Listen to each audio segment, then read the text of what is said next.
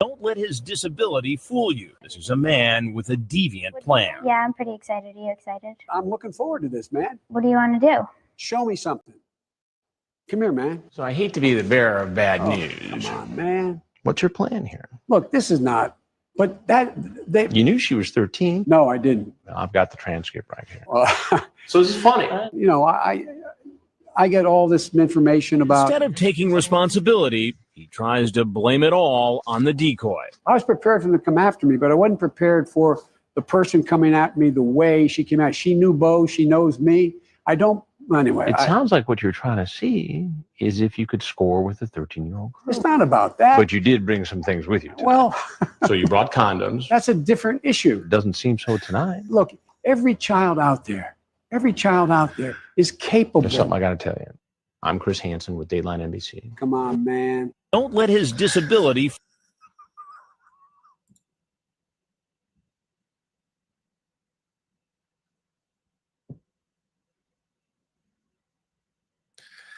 That's really good. That's really good. You're welcome. I had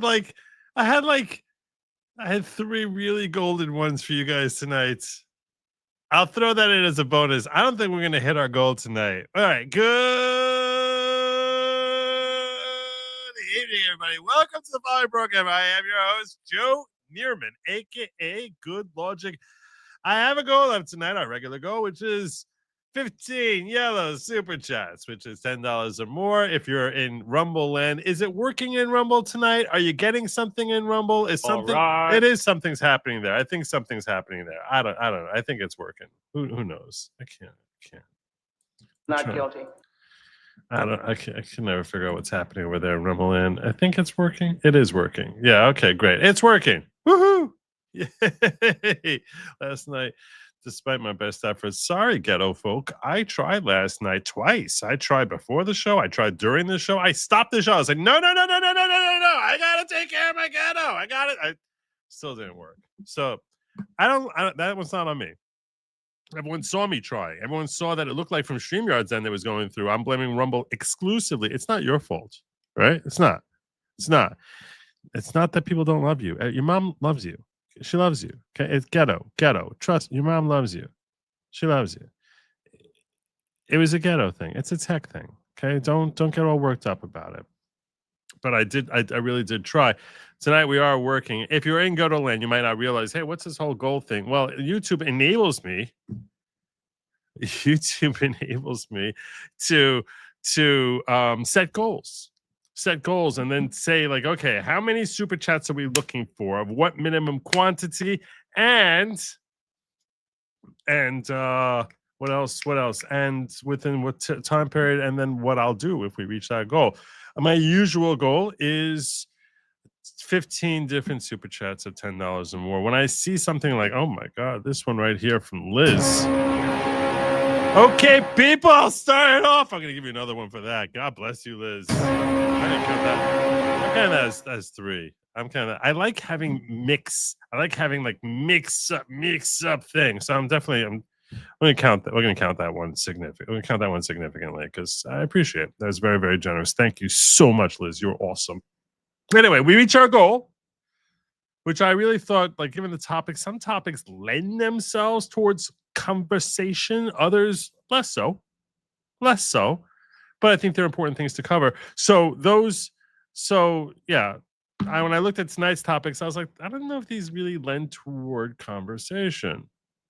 But I never get it right. When I guess, I never get it right. So who knows? Anyway, so tonight's goal is if we reach our yardstick, our shoot for it yardstick, I'm going to have a 1-hour call-in session. Plus, I'm even going to throw in to spice that sucker up. I will throw in that I'll give you the other two openings, which were also killer. Really funny. That was funny. That was a great opening. Anyway, the big news today is what we were speculating was going to be happening. I said it's probably going to happen pretty soon. And sure enough, less than 24 hours later, it did happen. And that is the indictment of James Comey. The evil, nefarious, and terrible James Comey has now been indicted. What does that mean? What was he indicted for? We're going to look at that. We're going to look at reactions from the left. I'm going to bring to you something that you may not have seen yet, and that is the actual moment that the DOJ is claiming he committed a crime. We're going to look back nearly 5 years, not quite 5 years. That's why we're still within the statute of limitations. Nearly 5 years to September 30th, 2020, when he committed perjury, at least as alleged by the DOJ and as charged by the grand jury. And we'll look at the crimes and the actual allegations, reactions from the left, threats from the left. Some people on the left somehow excited, almost like they're like breathing a sigh of relief, like, phew. We're going to see the myriad of reactions from the left. Some threatening. The hell is coming to Bay. For those of you who prosecute this case, we shall rain down upon thee and destroy the careers of those of you who dare to prosecute James Comey. Hallowed be his name. Trying to throw out the scare tactics for the purposes of trying to really, I don't think they care about James Comey specifically. It's simply that I think that he represents that if they're willing to go after James Comey, they're really just maybe a step and a half removed from going after Barack, and he is the sacred cow. That is the sacred cow. They will fall on their swords to ensure that Barack Obama doesn't get indicted. So, and some of them are celebrating. We're going to look at that. We're going to look at that as MAGA keeps screaming, "No man is above the law." We heard this over and over. No man is above the law, and we'll look at the actual moment of flagrante delicto, not in the euphemistic sense that is being used in prose to reference when people engage in coitus, but it's actually when he was in flagrancy of the law. And we'll look at it, and you'll see what it is that he supposedly did. We're going to look at the exact precise moment. I'm going to say, here it comes. This is where he's about to commit a crime. We're going to do that. Then I also want to talk to you about a statute that you likely know little about. I admittedly know very little about it. I only learned of it today, called Iryna's Law, which is a North Carolina statute that has passed through legislature that their Democrat governor seems loath to sign into law. We're going to see his clip as how he tries dancing around that, recognizing just how politically poisonous it is for him to say no, and how he tries doing the whole mambo, like Mamba number 5 there. He's dancing around trying to explain why no, I care about Irena. Irena was one of us. I care, but I'm not signing this law because I don't like how it's actually too harsh on criminals. So we'll see that. Also, I'm going to break down for you, Harmeet Dhillon now suing 6 different states as she tries to repair voter rolls. I'm going to explain to you why that is so critical, so important if you're actually going to have a healthy democracy. But to the extent that we rely on the democratic element of our constitutional republic, having a healthy voter roll is essential. And we're going to look at her lawsuit. Anyway, we also have, oh my gosh, happy Third Person Thursday. How did Good Lawgic forget that? How humiliating for him. That was embarrassing. That was really, really embarrassing. Good Lawgic apologizes to you. That is terrible. It is Thursday, which makes this Third Person Thursday. So, God bless you, Liberty Loudmouth. Remember, and I'm going to give you the bell because you remember for 1 year. Happy Third Person Thursday, everybody. Welcome. Hope you all enjoy Third Person Thursday, everybody. All right. So, but let's start with our big story tonight. A big story tonight. That is, of course, James Comey being indicted. James Comey, Yemach Shemo v'zichro. Wait, what? that made Lady Logic laugh. That made Lady Logic laugh. That reference. Oh, you're too kind. In case you're wondering, Yemach Shemo v'zichro is a Jewish, it's an Orthodox Jewish thing. Irreligious Jews wouldn't know that phrase. Yemach Shemo v'zichro means like, may his name be and memory be blotted out. It's really something that we say about like the truly wicked, like, you know, Adolf. So they'll say Adolf Yimach Shemo V'Zichro. 3 words: Yimach Shemo V'Zichro. Erase his name and memory. So applying it to James Comey is a little harsh. Admittedly, it's a little harsh, but we could have told you in locals. You could have told me what? Oh, did I didn't open up locals? Did I not open up? Is that what you're trying to say to me? I think that's what did I not open locals? I didn't. Good Lawgic did not open locals. Oh my gosh. Well, Good Lawgic has remedied that. I apologize to you, Renee Collins, to all the other diggers, all Good Lawgic's other diggers. God bless you. The playground is now open for the diggers to go out there with your little sticks and your little mounds of dirt and just do what you do best. So, playground is open. God bless you. Thank you so much for reminding Good Lawgic of that. Let's get started here with the man himself. This is James Comey. You want to know what day this is James Comey? This is James Comey from January 21st, 2021, the day after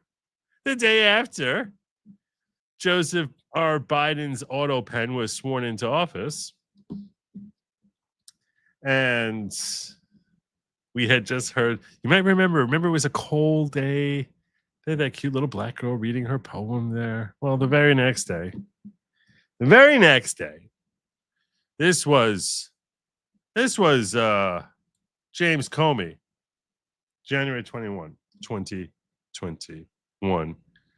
The audio is a little weird. I'm warning you about that. I heard the audio. I was like, this is annoying audio. So I turned it down because it's just a weird echoey type of thing. The entire justice enterprise in the United States depends upon an honor system. The entire justice enterprise in the United States depends upon the honor system. Oh, okay.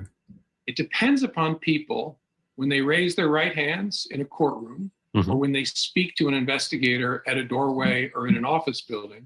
It depends upon them telling the truth. It depends upon them abiding a promise they made to tell the truth, the whole truth, and nothing but the truth. And we are long past the days when that oath was backed in most people by a fear of going to hell. And so it turns out it's an honor system. To get information, to be able to find the truth, and the truth is a real thing. There are facts, there are things in this life that are verifiable or falsifiable. The entire justice system is built around the notion that the truth can be found to a high degree of confidence. But to find it, you have to count on people to tell it to you. And because they might fear to tell it to you or be motivated by greed or other human flaws not to tell it to you, when you encounter a situation where someone has not told you the truth, as a federal employee, as a Department of Justice lawyer, or an investigator, you must pursue that aggressively to send a message to the others who might follow and raise their right hand or speak to an investigating agent, that they will be incentivized to tell the truth, maybe not by fear of going to hell any longer, but by fear of going to jail or being ruined. That honor system has to be enforced with an iron fist so the system will work, so the truth can be found in a reliable way.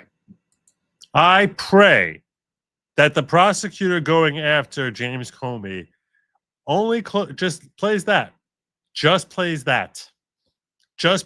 in closing arguments. There you go. Hang him on his own words. Hoist him on his own petard. Yeah. That is just that's all you need for closing statements. There you go. There's James Comey. You will note that this is roughly, I'll say 65 days. No, about 80 days after he committed perjury, according to the DOJ. And also less than a week after he and Clapper and Brennan put together the most bogus report and commenced as part of their whole Operation Crossfire Hurricane. So this slimy Yamach Shemo dude had just the last action pretty much he took in office. I'm sorry, I'm confused. No, that was 4 years earlier. That was 4 years earlier. I'm getting my timelines. Timelines. That was 4 years earlier. 4 years earlier, it submitted it. This is one of those moments that Good Logic wishes he can go back in time and just sort of like just go backwards. 4 years earlier. All right, forget that. But it was less than 3 months after he committed perjury. So, correction noted. Correction made. We didn't even see you correct. Good Logic didn't even see you correct him on that. Sure that you did. Sure that you all did. Isla Pride says, could you please open Digger's chat? Thank you. Remedied already. Thank you. Okay. Let me see. Is she in there? Is she in there? There she is. You're welcome, Viola. Viola Renee hanging out there. All right. And you too could be part of Digger's chat. It should be. So that was James Comey. Here is Mark Davis. Mike Davis. I always do that. I always call him Mark. This morning, talking about these in anticipation of these charges. This is Mike Davis this morning. The DOJ is up against a statute of limitations. Joining me now is lawyer and founder of Article 3 Project and president, Mike Davis. Mike, good to see you. Thank you so much for being here. So the crux of it and what they can come up with against Jim Comey today, 5 years later, is that he lied under oath about directing Andy McCabe to share with the press that Trump colluded with Russia. Do you think they'll be successful here?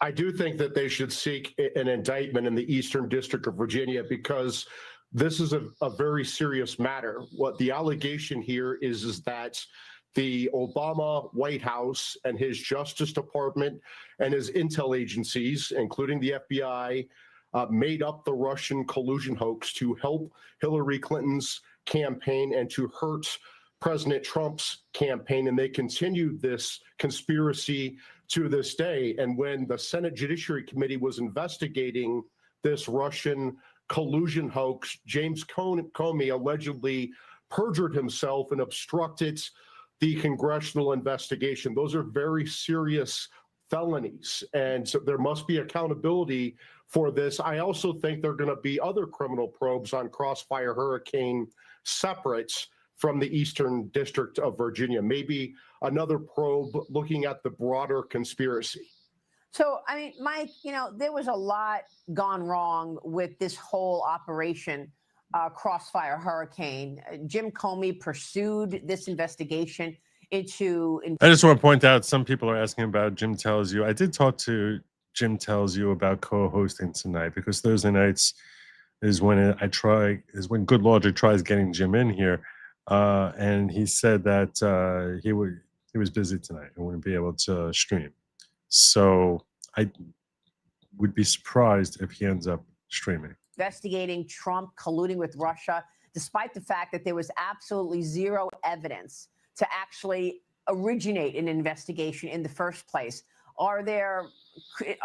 Is there criminality there? I mean, putting the lying under oath aside for a moment, is there other criminality that you can look at?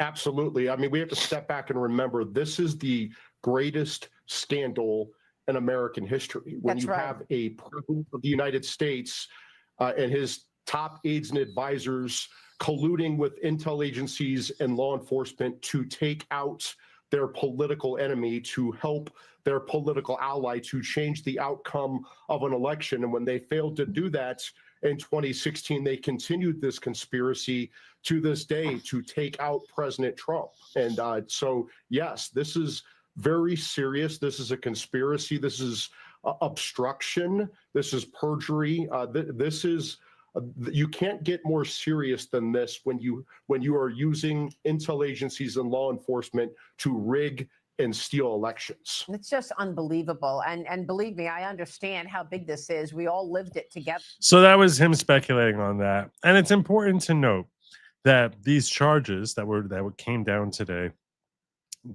are not really about Operation Crossfire Hurricane. Not really. Not really. Sort of, tangentially, kind of, but not. But not. But here's the announcement as it came out. This is the first notification that came to me. Was major breaking disgrace. Former FBI Director James Comey has been indicted for obstruction of justice and making false statements per ABC. Let's go, Perp. Walk him on live TV. Also, you had Tim Pool citing CNN saying James Comey had been indicted. Well, what did he do? What did he do?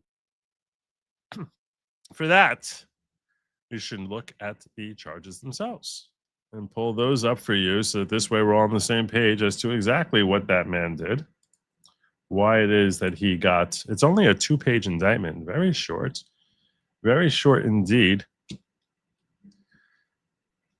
And it does come out of the Eastern District of Virginia, which is important because if it was in D.C., there would be no chance of getting a conviction. Even in Eastern District of Virginia is going to be a little tricky.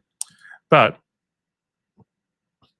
indictment 1, count 1, United States of America versus James B. Comey Jr. on or about September 30th, 2020, in the Eastern District of Virginia, the defendant, James B. Comey, and I think that's where he was testifying from, as we'll see, because he wasn't in the Capitol.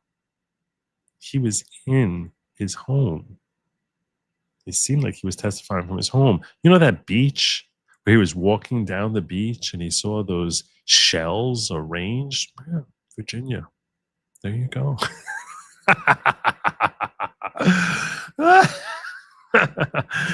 On or about September 30th, 2020, in the Eastern District of Virginia, the defendant, James B. Comey Jr., did willfully and knowingly make a materially false, fictitious, and fraudulent statement in a manner within the jurisdiction of the legislative branch of the government of the United States by falsely stating to a U.S. Senator during a Senate Judiciary Committee hearing that he, James B. Comey Jr., had not authorized someone else at the FBI to be an anonymous source in news reports regarding an FBI investigation concerning person 1.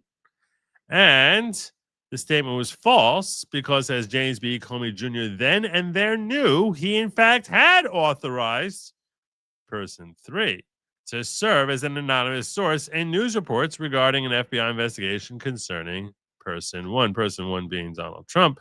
So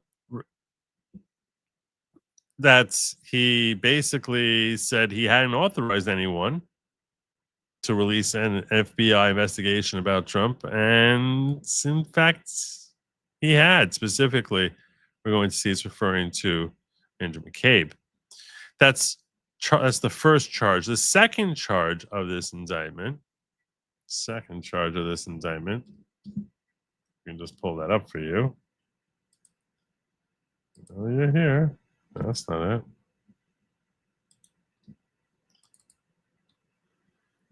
Like I said, small 2-page indictment here. On or about September 3rd, 2020, in the East District of Virginia, defendant James B. Comey did corruptly endeavor to influence, obstruct, and impede the due and proper exercise of the power of inquiry under which an investigation was being had before the Senate Judiciary Committee by making false and misleading statements before that committee. This is 18 U.S.C. 1505. Each of these has a maximum penalty. The first one was 1,001. Each of them have a maximum penalty of, this was 1,000, a maximum penalty of 5 years. Likely, it's unlikely he would get hit on both of them. Very unlikely that he would get hit on both of them. So those of you who are thinking he's going to get 10 years, you know, 1 for each, that's not going to happen. If convicted, it's going to be up to the sentencing judge how long a period of time to give him.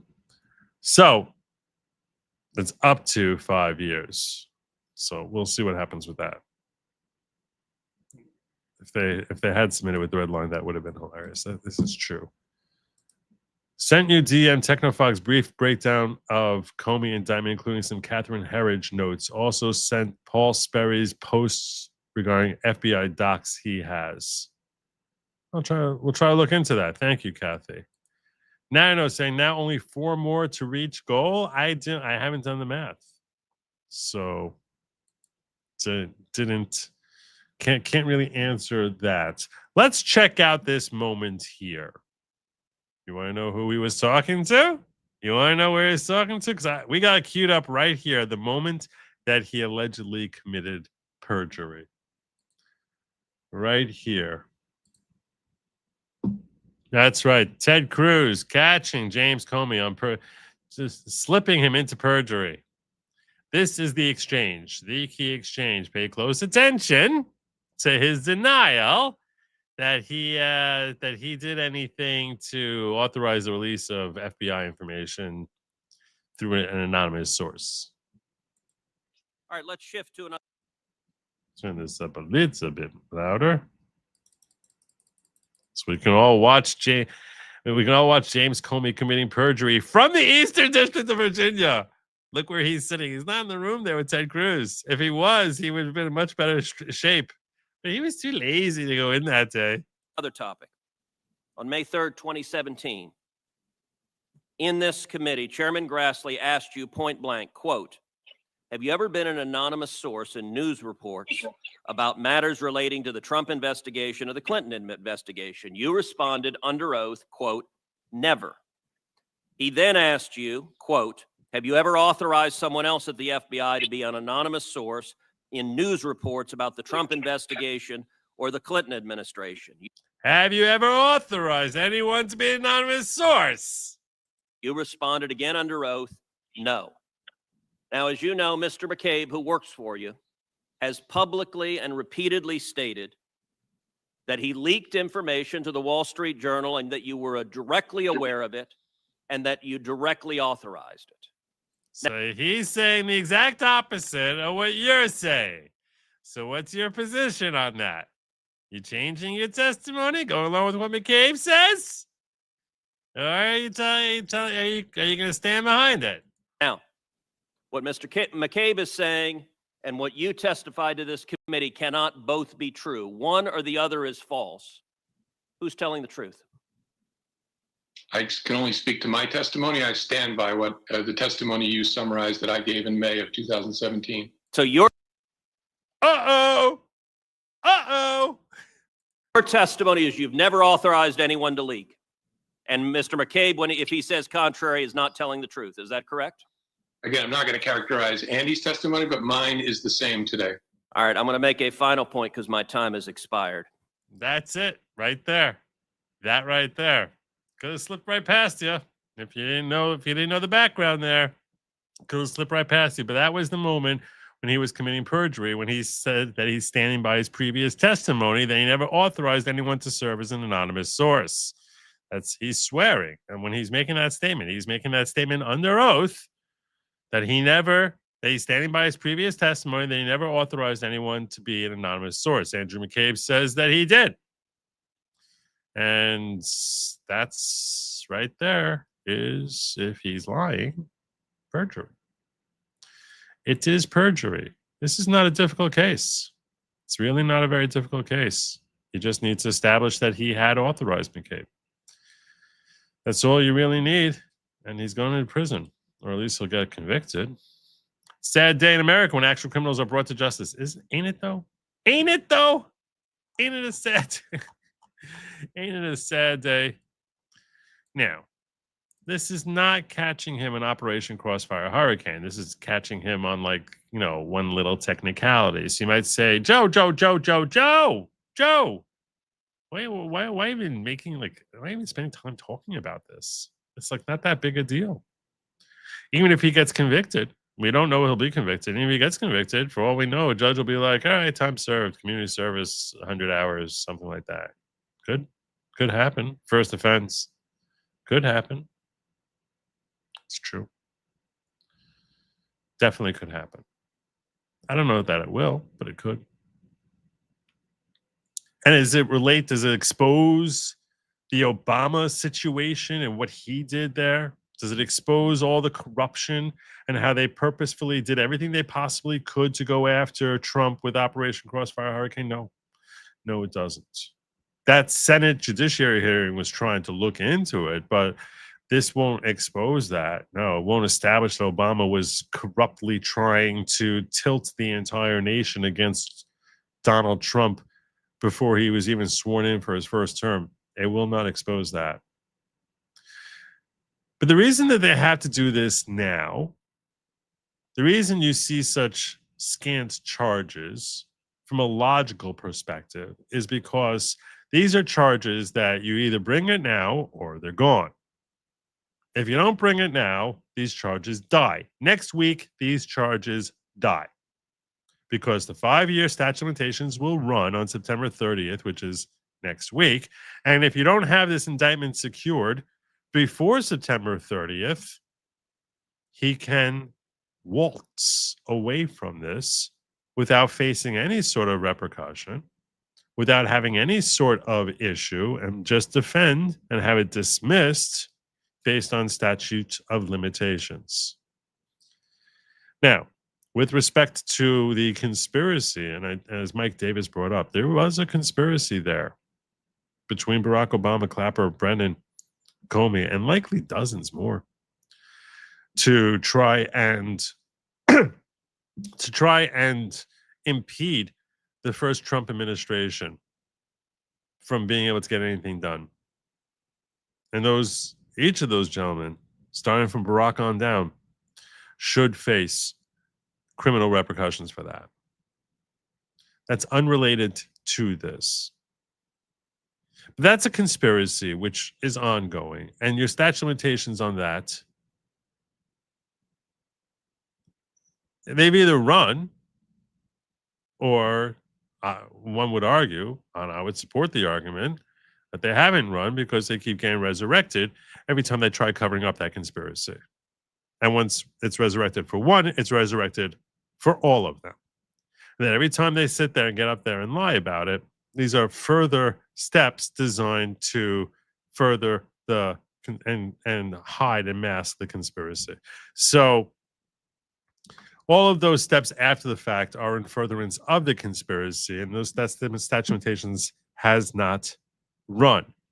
But that's a legal argument. A court of law ultimately could disagree on that and say it has run, and we're not looking at it that way. We're not looking at it as a conspiracy. So that these charges stand separate and apart. These charges are their own little basket of migraines for James Comey. So either you go after it or you just let it go. And if you're going to go after it, you got to do it now. You can't, there's not much more you can kick it down the road without basically it being gone, because it is somewhat unrelated. You could roll it into a ball of wax and try to say it's somewhat related to the whole conspiracy of Operation Crossfire Hurricane. Could try to do that, and maybe they will. I don't know. But the point being that you might as well take your shot on this. It doesn't preclude you from going after the whole cabal that was involved in that. So why not go after him? Why not follow these charges? And it's a sign. It's a sign that the gloves are coming off. Does this buy Pam Bondi grace from MAGA? Does it buy her grace from Donald Trump? More likely. One would think it doesn't buy too much grace from MAGA. It's more likely to buy her some grace from Donald Trump. But as Trump perceives, and it'll probably take a little while for him to start perceiving, but as he perceives that MAGA is not at all satisfied with this as being the end-all and be-all of indictments, there's probably more of a fire that's being lit. And it starts with one indictment, and then we start moving to more and others, and hopefully far richer and far more encompassing indictments, because there are a lot of indictments that are owed here. There's a lot of justice that needs to be found. So this certainly seems like a good thing, and it's a step in the right direction. And the fact, if they would have bypassed this step, we all would have been like, the fact that they went through this step doesn't mean they're going to go to the next step. But if they would have bypassed this step, we all would have been like, oh, there's no way in hell they're ever doing anything. You just let this layup go Why should we think you're going to go for something that's far more challenging? No, against more challenging defendants. No way. No way. So the fact that they actually, they saw the layup here and they said, let's go take the layup and take the couple of points. That's indicative that perhaps they will have more complex play design to actually go after some of these folks who are very much in need of justice, hunting them down and prosecuting them appropriately. I don't want to see any individuals going after them. Definitely not. Political violence is stupid and self-defeating, but certainly want to see justice come hounding them to the end of their days. So that is a good thing. This is a good thing. And so you got to grab the layup while it's still there rather than waiting for the defense to get back and this thing to die. That's my thoughts on this, but we got a lot more to cover here. A lot more on this story. Leafy pushing us, saying, "Chew, we're getting the error calling out of you. We're getting the error calling, and those videos, 2 of them, those were back to back. See, when I do it like this, you don't realize that's 2 different ones. I see. Could it set him up as a source for other things? Possibly, but not likely. It's not serious enough charges. He likely recognizes that the repercussions he would face are not very severe and that he has a fairly good chance of finding a friendly jury or a friendly judge. He only needs one of those. If he gets a friendly jury or a friendly judge, he's not going to likely see much of any time at all. So, and even in a worst case scenario, I mean, the max here is 5 years. I don't think it would do much on that score. Ready for the J6 type of enhancements to be added. That would be nice.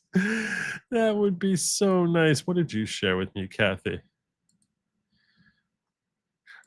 Cat Rap shared this from Paul Sperry.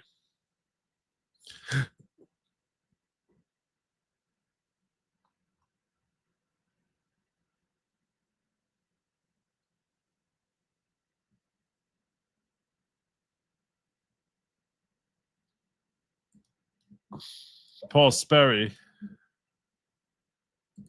This is what Kathy shared with me. Sharing breaking a 2021 FBI doc I've obtained contradicts Comey's denials to the Senate. Quote, the leak investigation revealed Comey hired friend Dan Richmond so Comey could discuss classified information with someone outside FBI's leadership. Comey used Richmond as a liaison to the media.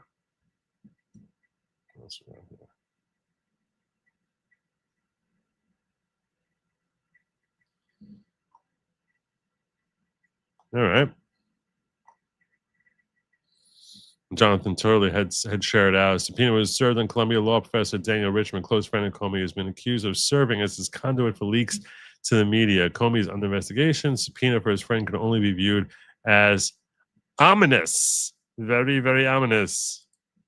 Doing my best. I do my best, Patty. I try to be reasonable. All right. Got a lot more on this story here. Here's Anna Polino Luna basically yelling at the idiots who are saying that this is unjust. This is prosecution. This is persecution. In news reports, that was regarding an FBI investigation. Congresswoman, this is big news. Many of us expected it. I think it's long overdue.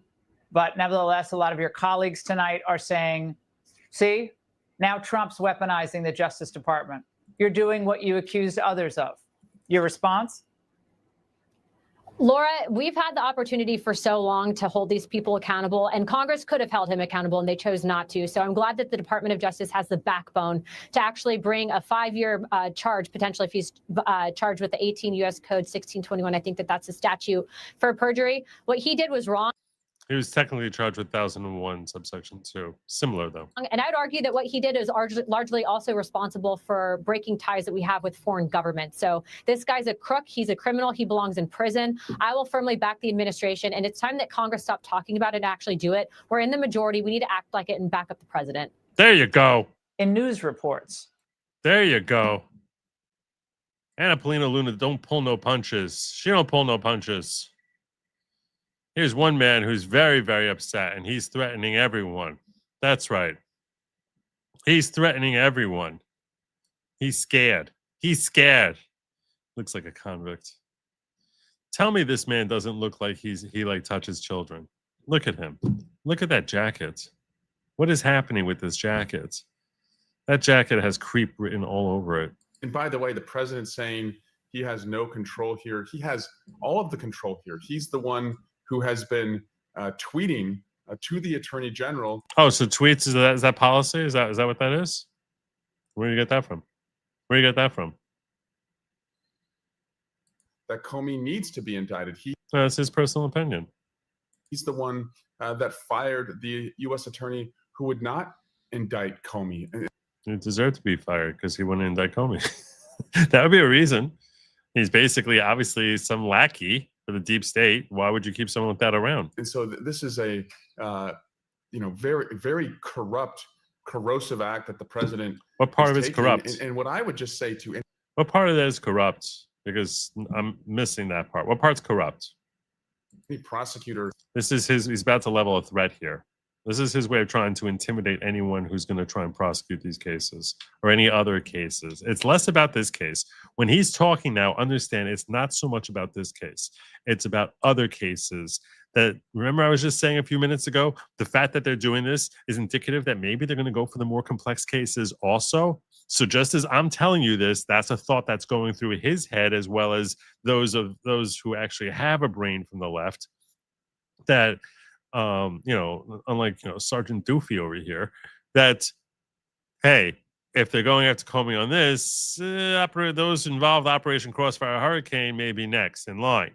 So he recognized that, and this is his way of leveling a threat to anyone who may be involved in that in not so veiled terms. At the Department of Justice is it's not going away. As a member of the Judiciary Committee, I promise you, when Democrats are in the majority, we are going to look at all of this, and there will be accountability, and bar licenses will be at stake in your local jurisdiction if you are corruptly indicting people where you cannot prove the case beyond a reasonable doubt. A number of stories are overlapping. What? So if you lose, you're going to lose your bar license? What the hell does that even mean? That's insane. That's asinine. That's irresponsible. That is trying to impede the Justice Department. Because you're basically you're threatening that if you don't get a conviction, we're going to come after you. Everything he's accusing the Trump administration of, he's doing right there, then and there. He's trying to use his influence to say, we are going to punish you. If you don't get a conviction, we're going to punish you. So if you go after someone, you better make sure you get that conviction, because if you don't, we're going to take your bar license. What an a-hole. Terrible human being. Terrible, terrible human being. Awful. Awful man. Did we ever review Trump's new president portrait gallery video with autopen being pictures of 46? I started the show yesterday. Early in the show yesterday. The past few shows, I fell asleep early, not because of the show, just tired. Well, you must come late, because it was in the first, 20 minutes yesterday. Just now breaking, when you're through with Comey indictment, DM J6 FBI embeds new info. Next up, Chris Wray indictments? Share a link with me. I'm not sure what you're trying to say here. So if you share a link with me, I'll try to check for it, Kimmy. Thank you. DM, oh, you did DM it. J6 FBI embeds new info.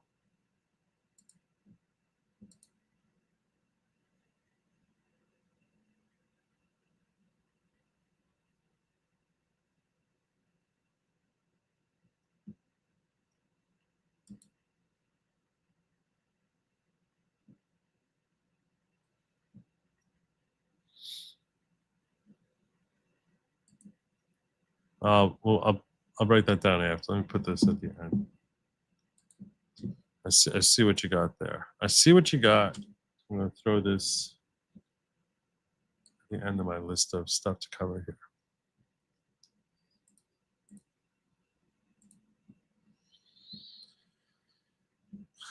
Thank you, Kimmy. All right, moving along. I've got a lot more to cover on this James Comey thing, because there's a lot of different takes. That was Swalwell, who was trying to threaten anyone who's going to prosecute Democrats. Laura Loomer reporting, must watch. Now that former FBI Director James Comey was indicted on 2 counts today, I want to remind everyone that 7 years ago, on the first day of disgraced former FBI Director James Comey's A Higher Loyalty book tour at Barnes & Noble, New York City, I confronted Comey with a list of questions about some of the former FBI director's unethical behavior. I asked him if it was ethical leadership to brief President Donald Trump about the unverifiable and salacious Steele dossier that was funded by Hillary Clinton and her associates. Comey was dumbfounded, and I was promptly shouted down by the audience and escorted out by security as I told him he would someday be prosecuted and locked up.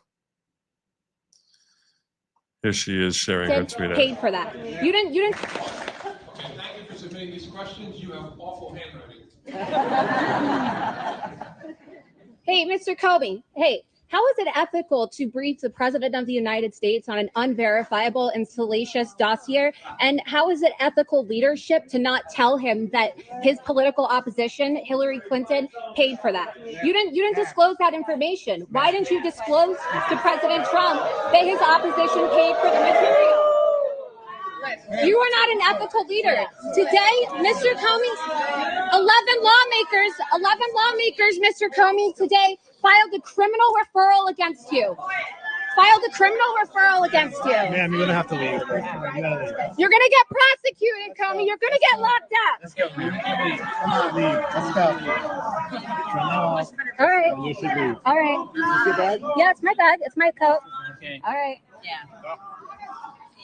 So that takes Coney's. That's not easy to do that sort of thing. It looks like nothing when she's doing. It's not easy to do that because you know that you're immediately drawing targets and that security is going to be descending upon you. It's not easy to do that.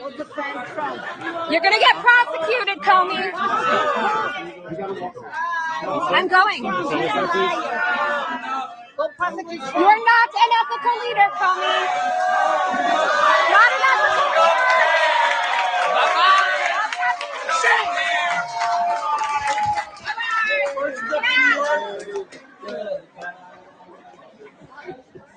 Yeah, 11 lawmakers today Comey filed a criminal referral against you. You're going to get prosecuted. took a long time for him to get prosecuted. Turn that off. So there you go. That was Laura Loomer. We'll give her her moment because it takes cojones to do that. That's not an easy thing to do. So it's good to give her her moment. No one's heard nobody's above the law. This is true. Nobody is above the law, apparently. Happy New Year. Thank you, Patty. Thank you so much. Happy New Year to you as well. Apparently, the James Comey news has affected other members of the Comey family. As Nick Sorter reports here, breaking: James Comey's son-in-law, who prosecuted J6ers, has resigned his position as assistant U.S. attorney after the former FBI director's indictment. The trash is taking itself out. Dear Ms. Halligan, to uphold my oath to the Constitution and country, I hereby resign as an assistant U.S. attorney for the Eastern District of Virginia, Department of Justice, effective immediately. Na na na na na na na na. Hey, hey, hey, goodbye. So there you go. Son-in-law, gone. Goodbye. Here's more of him lying under oath. This is not what he was prosecuted for. But here's more of James Comey just being a general liar under oath. There should be no fuzz on this whatsoever. The Russians interfered in our election during the 2016 cycle. They did it with purpose. They did it with sophistication. They did it with overwhelming technical efforts. And it was an active measures campaign driven from the top of that government. There is no fuzz on that. No it fuzz. Is a high confidence judgment of the entire intelligence community. Nope. And it wasn't. Of this committee, you forced it on them. Seeing the intelligence. It's not a close call. Oh, it's a very close call. In fact, it's not at all. It's not a close call that's inaccurate. You saw evidence that showed that it was inaccurate. For example, that Russia had tons of dirt on Hillary that they never released because they planned on using it for when she would win. And if they were hoping she wouldn't win, they would have released it. That happened. That's about as unfake as you can possibly get. No, that's very fake. That's completely fake. It's 100% fake. Every word you're saying here is an outright lie. And is very, very serious, which is why it's so refreshing to see a bipartisan focus on that. Bipartisan focus. Because this is about America, not about any particular party. So that was a hostile act by the Russian government against this country. Yes, sir. In that time frame, there were more than the DNC and the DCCC that were targets. Correct. There was a massive effort to target government and non-governmental, near-governmental agencies like nonprofits. What It's all making stuff up as it goes along here. would be the estimate of how many entities out there the Russians specifically targeted in that time frame? It's hundreds. I suppose it could be more than 1,000. Just making stuff up. But it's at least hundreds. At least hundreds. Hundreds. Literally just make stuff up. Make everything up. 3D chess? We can only hope. Will Taylor Swift come to Comey's defense? She'll break down crying. But what about the Swifties? They're all excited. In case you haven't heard, Taylor Swift and Travis Kelce have officially become engaged. Heavens to Betsy's. Heavens to Betsy's. I showed a vid of some wacky woman who was that's just basically made her year. When I broke down everything wrong with this woman.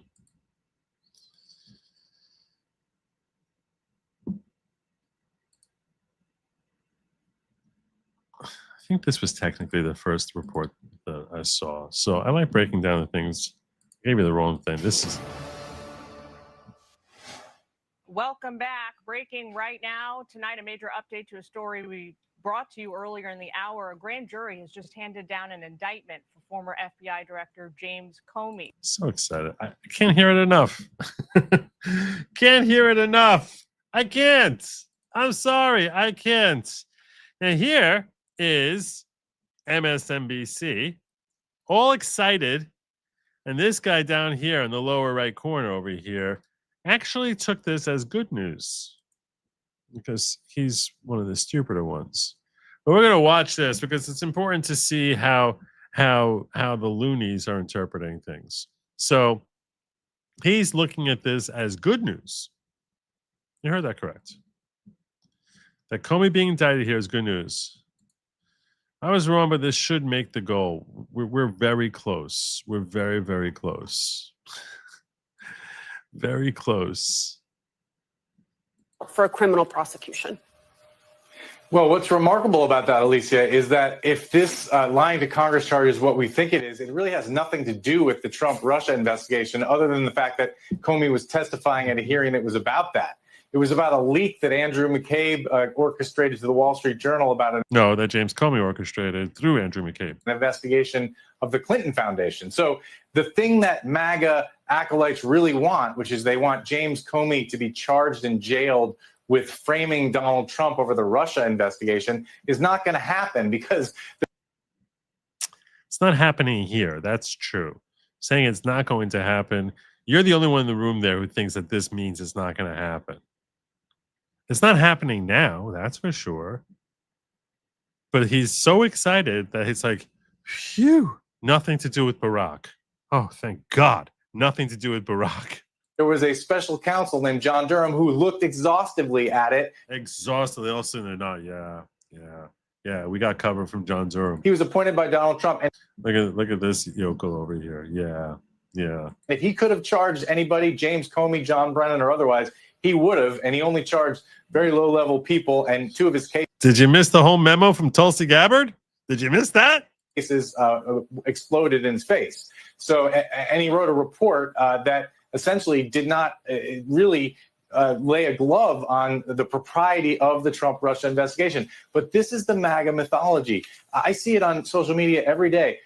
Kash Patel, the FBI director, and Pam Bondi, the attorney general, are coming under criticism from their right flank because people are wondering why they haven't dragged FBI agents and prosecutors off in handcuffs who were involved in not only the Trump-Russia investigations, but the Jack Smith investigations. This is the pressure that they're feeling, and this is I just want to point, their effort to deliver on that. And so whatever qualms Pam Bondi had about this case, she is not about to say anything but praise it at this moment because she knows that's what Donald Trump wants her to do. This is a fulfillment of MAGA dreams. And it's not a fulfillment. You just said it's not a fulfillment of MAGA dreams. You just said it's not. It's confused. There's a long list of people. And he's right. It's not a fulfillment of it. Watching Barack Obama and Clapper and Comey and Brennan go away, first be indicted, and then get convicted for what they did with Operation Crossfire Hurricane, that would be a fulfillment of many MAGA dreams. Donald Trump's political enemies that are on the list, that are under investigation, from John Bolton to John Brennan to, in fact, perhaps President Obama, to lesser-known figures like Chris Krebs and Miles Taylor. They are also in the crosshairs, and this is a moment we have never before seen in the United States.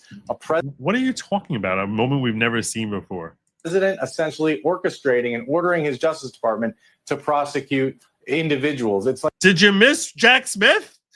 Did you miss that? Where were you for 4 years? Never seen before. Oh my God, we never saw this before. Jack Smith dancing in and out of the White House? You missed that? You missed the fact that he wasn't even appointed? He wasn't even appointed special counsel and just assumed the mantle? Never saw this before. like the old Stalinist saying, show me the man and I'll find you the crime. Yeah. Like the 34 made-up crimes in New York, right? Like that. What about Fannie Willis being escorted into the White House? What about that? Meeting with Kamala Harris. Jackass. Never saw before. No one ever saw this before. And that's what we're experiencing right now. You know, Mary just said, she said, except maybe Nixon. And it's true. President Richard Nixon, he had an enemies list. And I think the biggest difference between that time and the times we are living through now is that even Richard Nixon attempted to do many things in secret and in silence, except he did in fact keep those tapes, which, you know, one could argue if he had a do-over again, he might not have them. But the president of the United States is currently engaging in this conduct out and open, very brazenly, Christy. And to me, you know, you're a prosecutor, you're a lawyer. This seems like a little bit more than just score settling here. This seems like the line between the executive and the Justice Department. Line between the executive and the Justice Department? Which is supposed to be the Justice Department of the country. No, that's not true. No, you're just an idiot. You're starting with a false premise. Not the president's own personal Justice Department. Oh, that's exactly wrong. Okay. Slow your roll for a second there, honey. Ask yourself this question. DOJ, is that part of the judiciary? No, it's not part of the judiciary. Is it part of the legislative branch? No, it's not part of the legislative branch. So wait, is it part of the... part of the executive branch? Oh, yes, yes, it is. It is part of the executive branch. And who oversees the executive branch?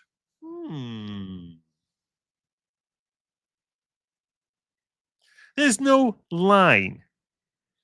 The only line is the line that Adam Schiff was saying, that he was concerned that Pam Bondi would be Trump's man. But the Justice Department has always been part of the executive branch. Always. You know why we have special prosecutors sometimes? You want to know why we have that concept of having special prosecutors? Because it's one big office. It's part of the executive branch. So we have special prosecutors because sometimes when there are members of the executive branch, high-ranking members of the executive branch who need to be investigated, it doesn't make sense to have the DOJ do that because they work for the executive branch. So they bring in a special prosecutor to come in who's supposed to be outside the executive branch, and that individual is supposed to be conducting it from outside of the executive branch. And you want to know why that is? Because the DOJ is part of the executive branch. It's not that hard. So special prosecutor is kind of like, you know, the It's kind of like internal affairs. Why? Because the DOJ is part of the executive branch. There's no line.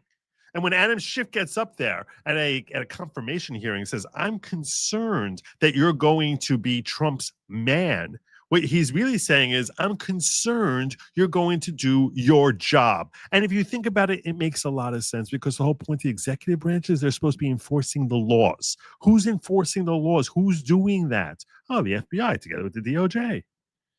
That's what the executive branch is supposed to be doing. They're supposed to be enforcing the laws. You think they're supposed to be doing that with the FDA? That's what it's supposed to be for?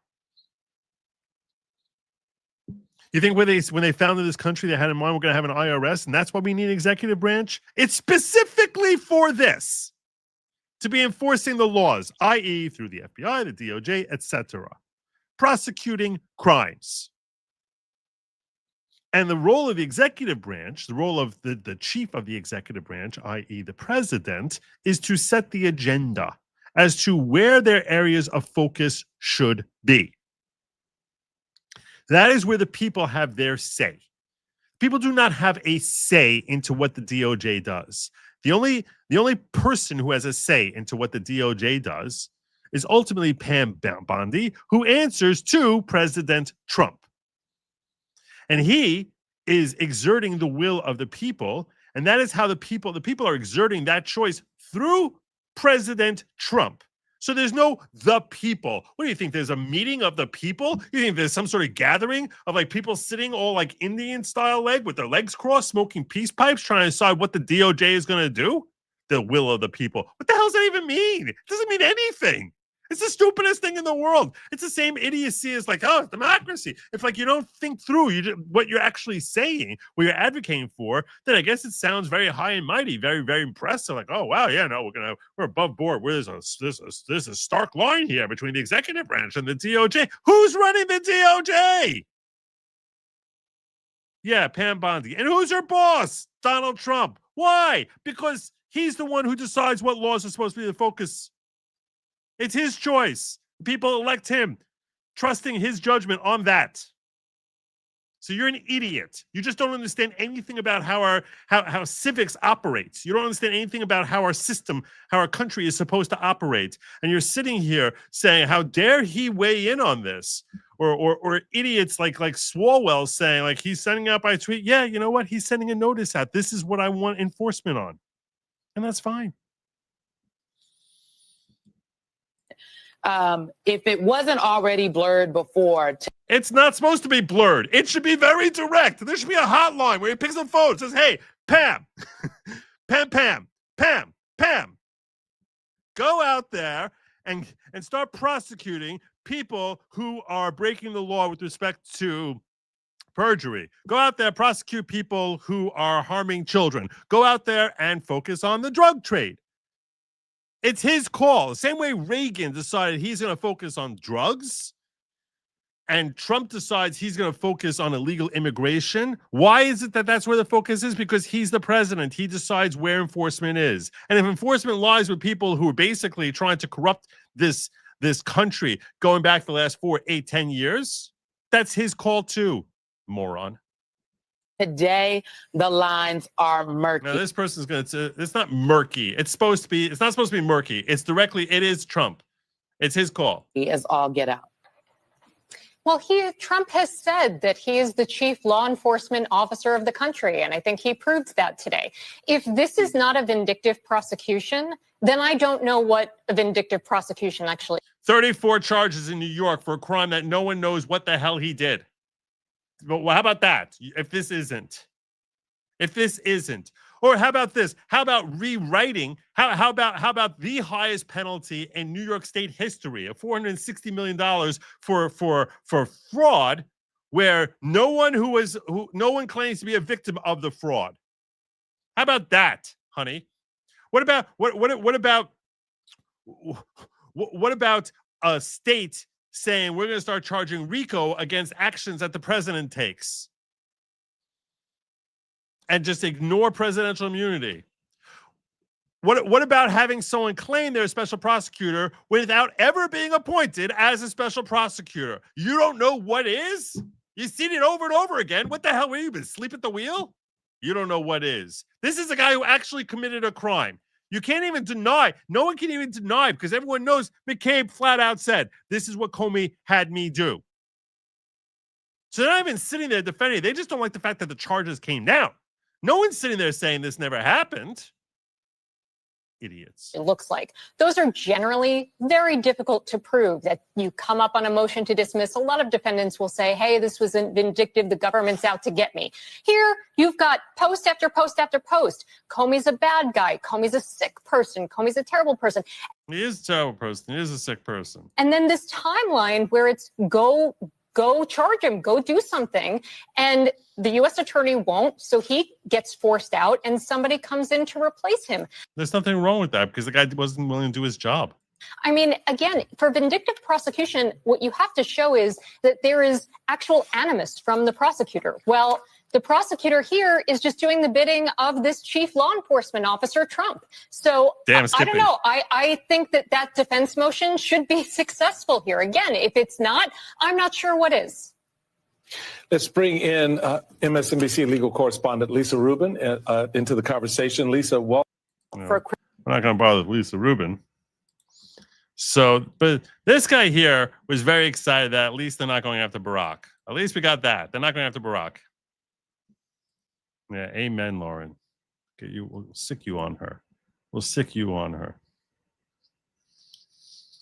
And they're so outraged. Some of them are so outraged. How dare you actually prosecute crimes? Because no one's saying he didn't commit a crime. No one's even saying that.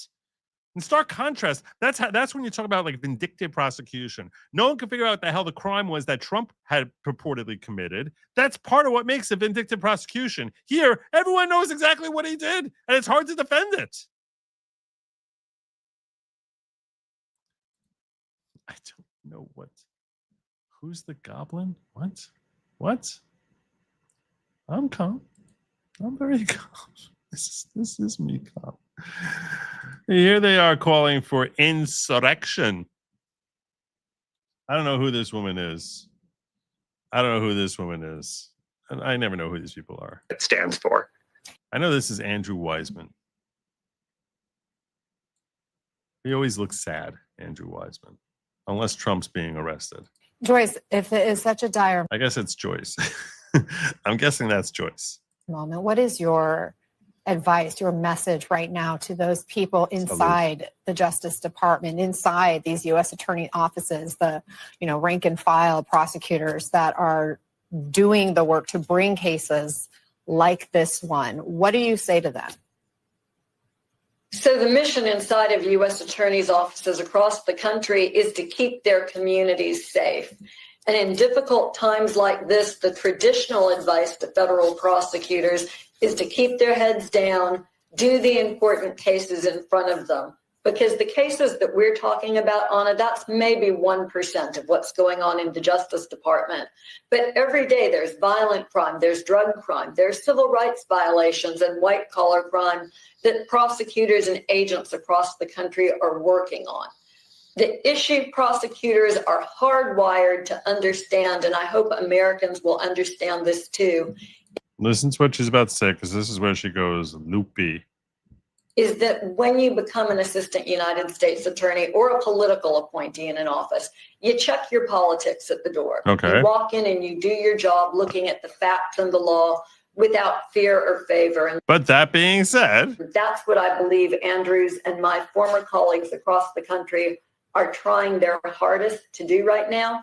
There may be a moment for difficult choices coming for many prosecutors. And I hope that when those moments come, that the American public will stand up and support these people. I think if there is a move to indict Jim Comey, we will likely see resignations out of Alexandria and Richmond. We may see other forms of protest by career prosecutors.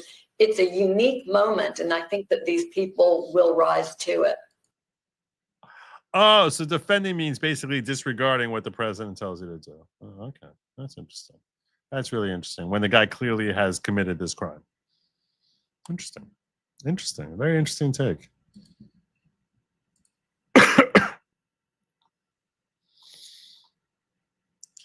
It's rich for how bad he lied. Plugs everyone is forgetting the seashells he found. Yeah, the seashells he found. Yeah, this dude is a career liar who's lied under oath so many times. This is just the only one that they can get him for that happened in the last 5 years. He's lied so many times. So many times under oath. Oh, God.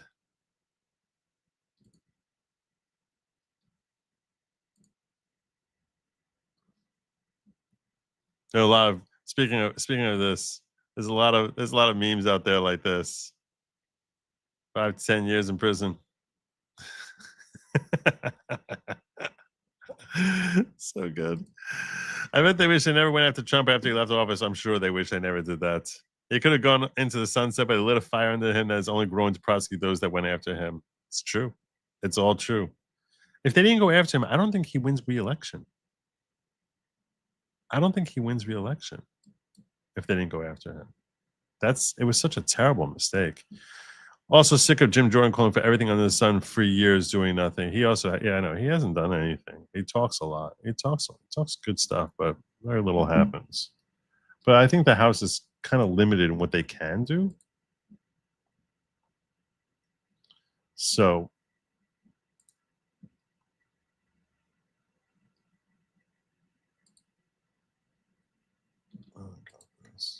all right. All right. All right. It feels like we've covered what we need to cover from this story. And obviously as this prosecution moves forward, we'll see. I think it's a pretty solid case. Now Kimmy Hunt shared this with me. And she asked me to cover it after I finished James Comey thing, and I do think it's important. So I will bring this to you. It relates to J6 and just how deeply embedded the FBI was in the J6, and how many agents there were that were hiding in the crowd. We always had heard that there was, several dozens. We never got an actual number. How many agents were hiding in the crowd, the J6 crowd?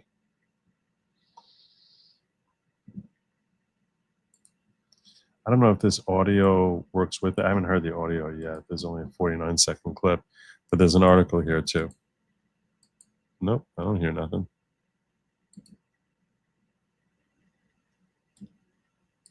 Keeping you apprised of what the FBI has been learning from its raid of John Bolton's home and his private office today. The search warrant returns for the former National Security Advisor were released by a court. What did they show? That the FBI did in fact find classified documents, some marked secret, some marked confidential, in John Bolton's private office. That is a bad sign for his legal future. It could potentially lead to criminal charges of mishandling classified information. Remember a couple of weeks ago when we were reporting what was really happening, there was other media out there suggesting, oh, this is a political vendetta. It was all about the book. It's not about the book. It's actually about classified information that was in his possession in a place where it apparently was not authorized. That, according to the search warrant returns released today. That's not what we were looking for. I had such a feeling that the clip was not going to be related to this story. I don't know why it is that so many people do that. FBI bombshell, 274 agents sent to the Capitol for J6. Many later complained they were political pawns, hidden for 4 years. An after-action report on FBI involvement in J6 riot found by Director Patel shows dozens of agents feared the FBI become woke and liberally biased. The FBI secretly deployed more than 250 plainclothes agents to the U.S. Capitol during the January 6, 2021 riot, an operation so disorganized it unleashed searing frustrations among many of the FBI's rank and file that the Bureau had lost its core competencies to wokeness and allowed its employees to become pawns in a political war, according to an after-action report kept from the public for more than 4 years. Scores of FBI agents and personnel, many from the Bureau's premier Washington field office, sent anonymous complaints to the after-action team detailing how agents were sent into an unsafe scenario without proper safety equipment or the ability to identify themselves readily as armed officers to other police agencies, the report obtained by Just the News shows. The most persistent complaint was that the Bureau, during the James Comey and Chris Wray era, had become infected with political biases and liberal ideology that treated the protesters in the summer 2020 Black Lives Matter riots far differently than those arrested in the aftermath of the J6 episode. Quote, the FBI should make clear to its personnel and the public that despite its obvious political bias, it ultimately still takes its mission and priorities seriously, one employee wrote in a stinging review. Quote, it should equally and aggressively investigate criminal activities regardless of the offender's perceived race, political affiliation, or motivations, and it should equally and aggressively protect all Americans, regardless of perceived race, political affiliations, and motivations. The agent urged FBI agents to identify viable exit options for FBI personnel who no longer feel it's legally or morally acceptable to support a federal law enforcement and intelligence agency motivated by political bias. One agent suggested the problem extended beyond the Bureau to D.C. U.S. Attorney's Office, indicating a more widespread problem with political bias. Quote, currently, the U.S. Attorney's Office is dictating what it is that gets investigated. This is a dangerous precedent because we can barely get them to prosecute investigations that clearly meet thresholds needed for federal prosecutions, meaning they just won't prosecute.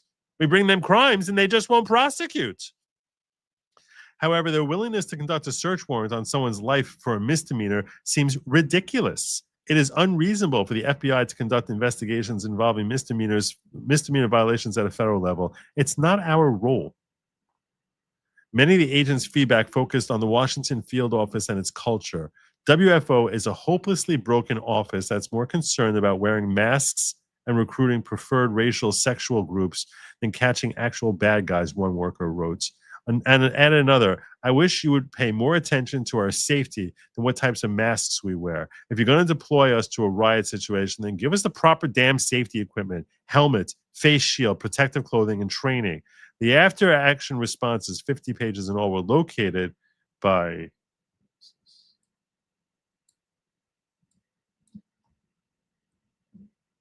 This is in the way. I want this.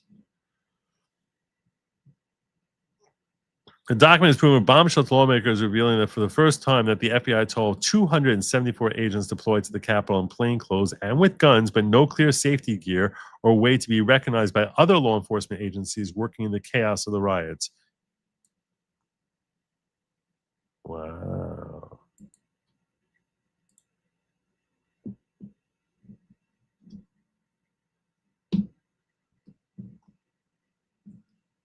This is the after-action report. I'm going to bookmark this.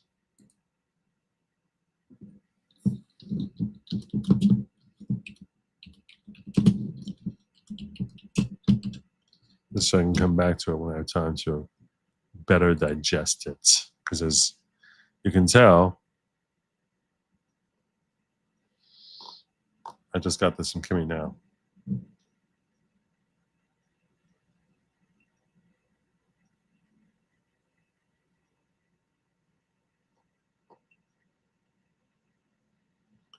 Wow. Thank you, Kimmy.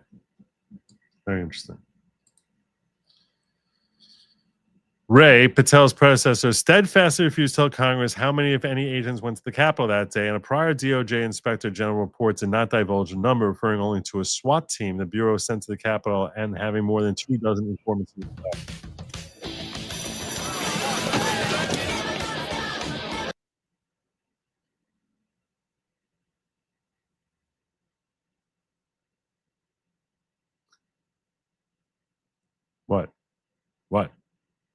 What? I didn't hear nothing. The existence of mass FBI agents at the Capitol and J6 could also be a problem in many of the cases that were subsequently brought in court. If agents were witnesses at the Capitol and did not disclose it in the subsequent affidavits during prosecutions, it could create grounds for defendants to appeal. That's no longer relevant.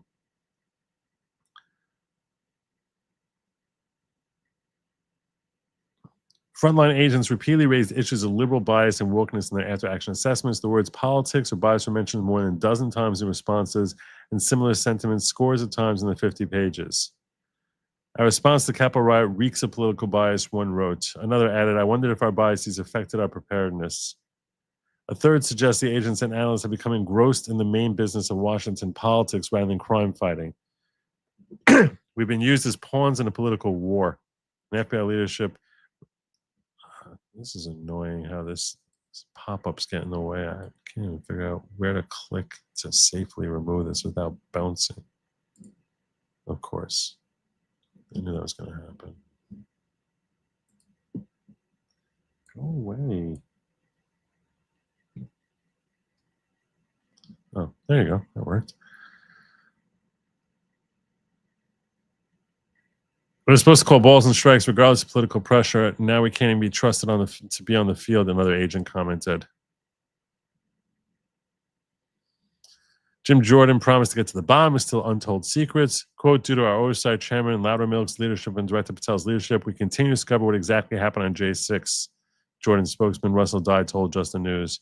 During the more than 2 years I've been investigating the events of J6, I've seen evidence as just potential political bias within agencies that may have influenced their actions before, during, and after the events of J6. But this report is more damning than anyone could have imagined and opens up even more questions, Loudermilk told Just the News. Why is Congress just finding out there were significantly more FBI assets at the Capitol than previously identified? Were the courts that heard cases regarding J6 made aware these agents were the Capitol? Were any agents tasked to investigate individuals at the Capitol? How many of them helped start things? That's what I want to know.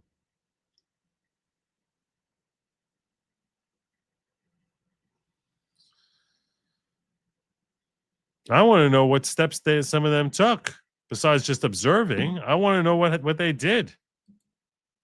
That's what I want to know. Or maybe I'm crazy. They could have had 274 more people to help Capitol Police, but instead they stayed hidden and didn't help control the crowd. Yep. Well said, brother. Johnny Reb wants to know, it's a good logic to see the tips Johnny Reb left in locals last night as possible topics of forgiveness.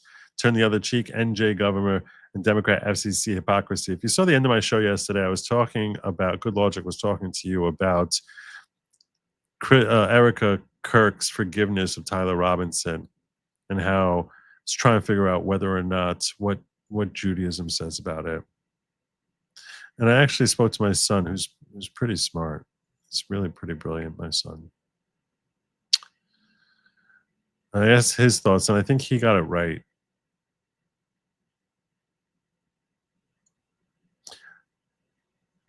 The distinction in what Christians think is correct in that type of scenario versus what Jews think is correct. That the ideal thing to do would be if this was involving, if Erica Kirk was, instead of being a devout Christian, was a devout Jew, and in that scenario, the ideal thing would be indeed to forgive that sin, but at the same time to despise the action. Not be forgiving on the action, not be forgiving on the evil. It's a very fine line to walk. I think that's where the divergence is. I promised yesterday that if I get further developments on this, and I think this is my final word on it, meaning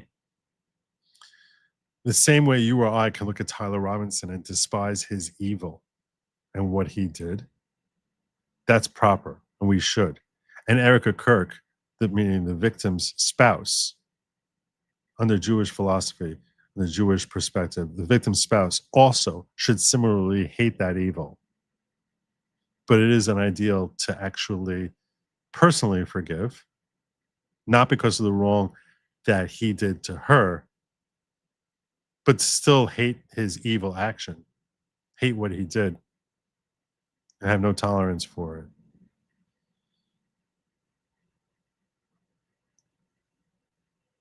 So it's okay even to hate him for it. I think that's a distinction also, for blatantly violating something that is so obviously evil, because committing murder is something that even someone who has no recognition of God recognizes the inherent evil of committing murder, murder of that nature, certainly. So that it's actually proper to hate that kind of evil, but at the same time that she shouldn't feel a resentment because it happened to her husband, but just purely because it's evil. It's like an offense against God. And to have no tolerance for that. I don't know where Christianity would fall on that, but that is the Jewish perspective. I'm accepting that as being the Jewish perspective. I think that's a good read.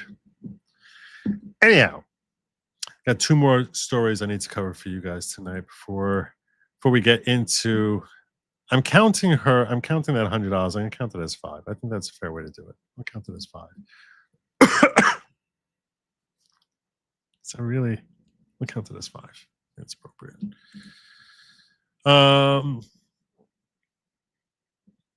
J.H. Schwalbeck says, why can't they get on this Google at AI Weasel legal statute laws prohibiting that weasels as FBI director in many places due to their status as arrogant a-holes?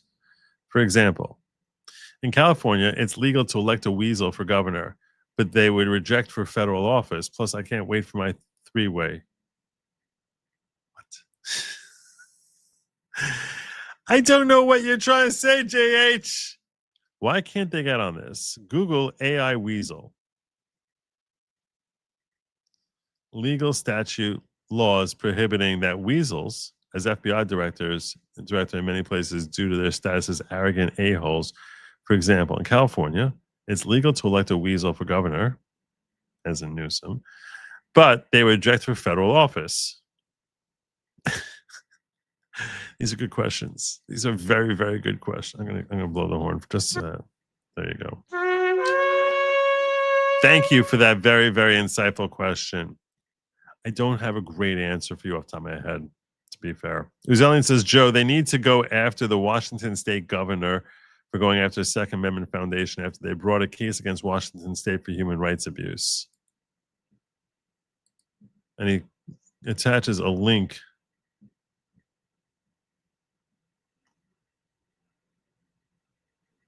The Second Amendment Foundation's partners in a federal civil rights lawsuit against Washington State AG's office, and former AG, now Governor Bob Ferguson, announced on Wednesday that the AG's office has signed an agreement ending a 3-year investigation which revealed no wrongdoing by SAF or its personnel. I don't know anything about this story. This looks like something I really need to sit there and digest. I don't know anything about this. It's dangerous to actually look in on the diggers. It is. It's dangerous. I don't know. I'm going to get stuff about Googling AI weasels and stuff about Washington State that I have never heard about before. It's very, I feel, I look into this room here with trepidation. I really do.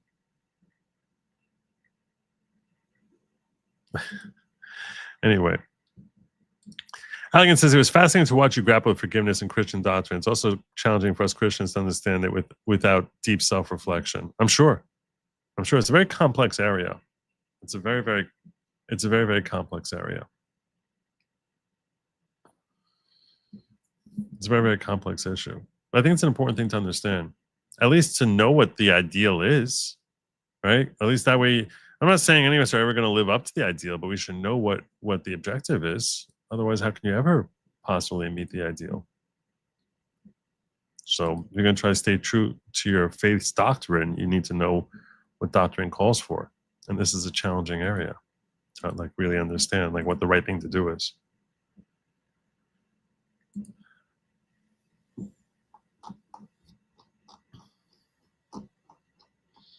All right. Time for me to move on to my next set of tabs.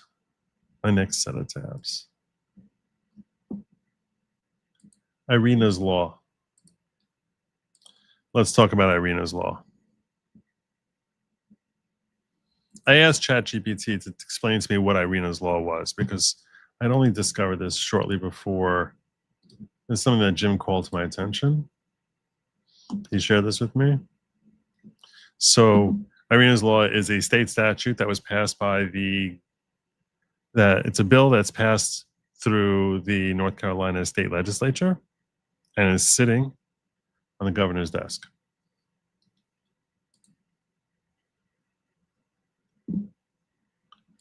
This is Governor Josh Stein.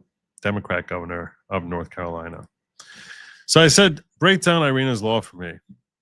And this is what my verified video researcher from ChatGPT says. Irena's law is an informal name for Bill 307, North Carolina, passed in 2025. Law is named in memory of Iryna Zarutska, 23-year-old Ukrainian refugee, fatally stabbed in Charlotte light rail trail in August. The bill was advanced rapidly following her killing as part of legislative response. Here's what Irena's law would or does do. Current law says, what is it doing like this?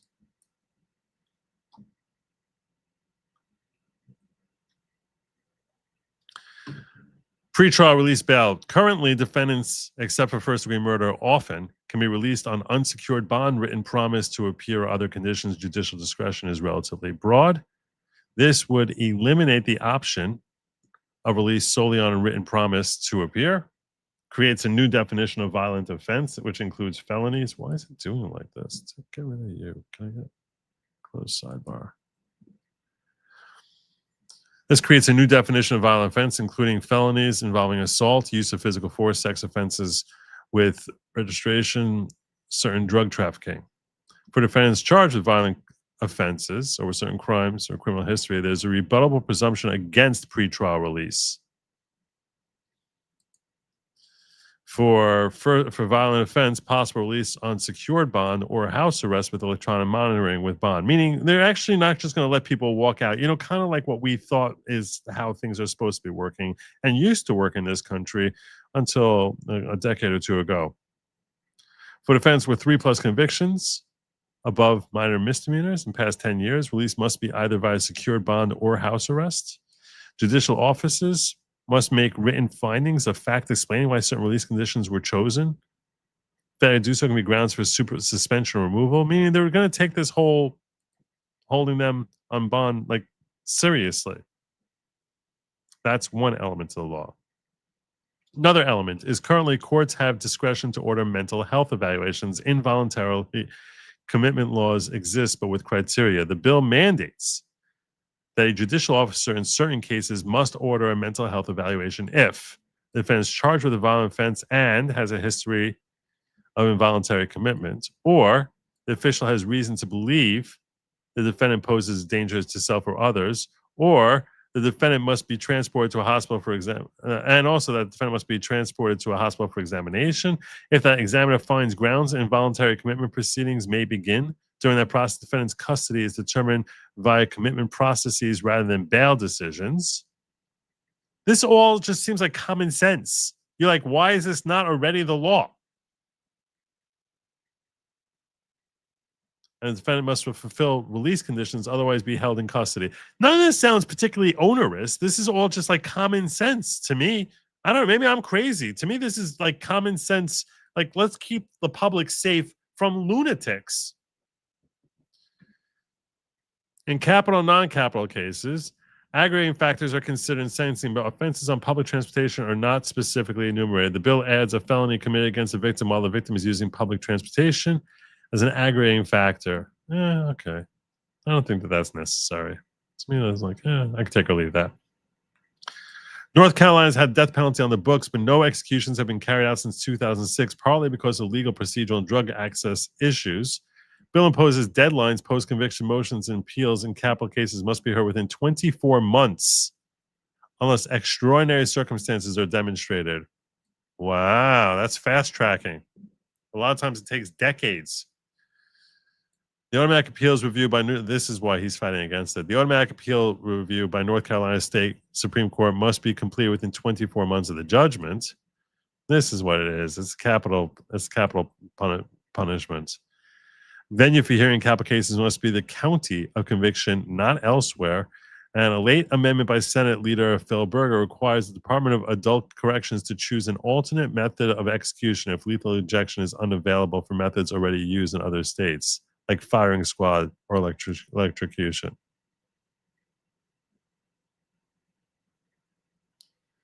And then there are other various administrative rules that are part of Irena. We're looking right now, if you just joined, we're looking at a bill that's passed in North Carolina called Irena's Law, which is new, which is basically new penal law designed to help protect the public from lunatics who get charged with crimes. And it's in honor of Iryna Zarutska, that poor woman who was senselessly butchered on the Charlotte light rail. So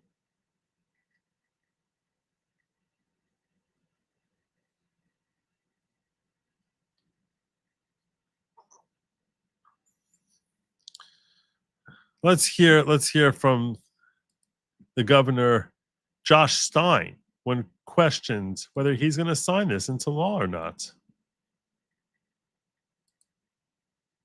Look at this snake dance. You can see like she's like playing like that fife, and he's just sort of swaying.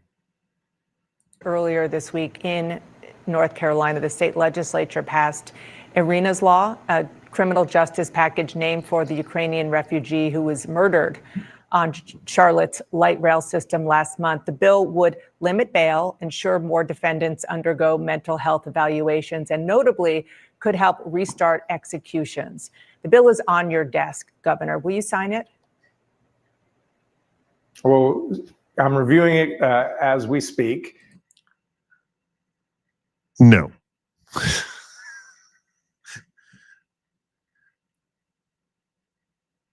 That's what he's saying. He knows what's in it. The answer is no. You think he hasn't? This is like there's a more pressing topic that he's dealing with. I guess maybe like if he's still dealing with hurricane stuff. No. He's not going to sign it. That's what he's saying. But he can't say no because he has these tiny little minerals, and is too intimidated to say I'm saying no to Iryna's law because he just doesn't like the way that sounds. So instead, he's going to dance. He's going to dance. It's a complicated bill, but very complicated. Very complicated to lock up crazy people who are charged with violent crimes. It's very complicated. Here's the thing: that young woman was a light. I've met with. It's a light who I'm going to completely disregard when it comes to this bill. Her family. She was. I'm about to spit in their face. A special person. She was friendly to everyone she came into contact with. She loved animals. She loved art. And I don't give the slightest damn about the fact that she was butchered.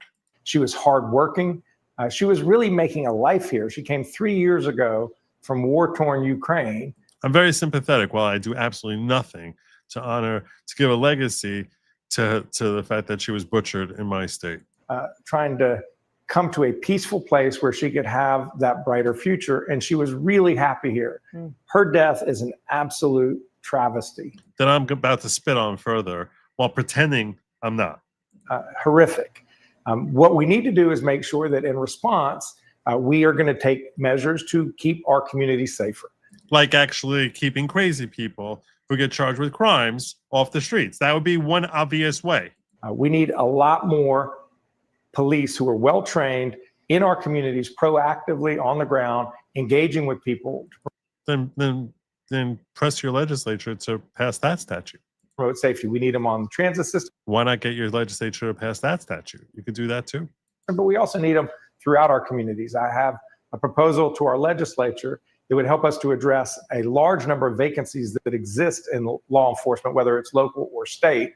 We need to address pretrial issues to make sure that people. So basically, I want to ignore actual measures to keep our citizens safe from lunatics. Who are and pretend that I have more pressing needs.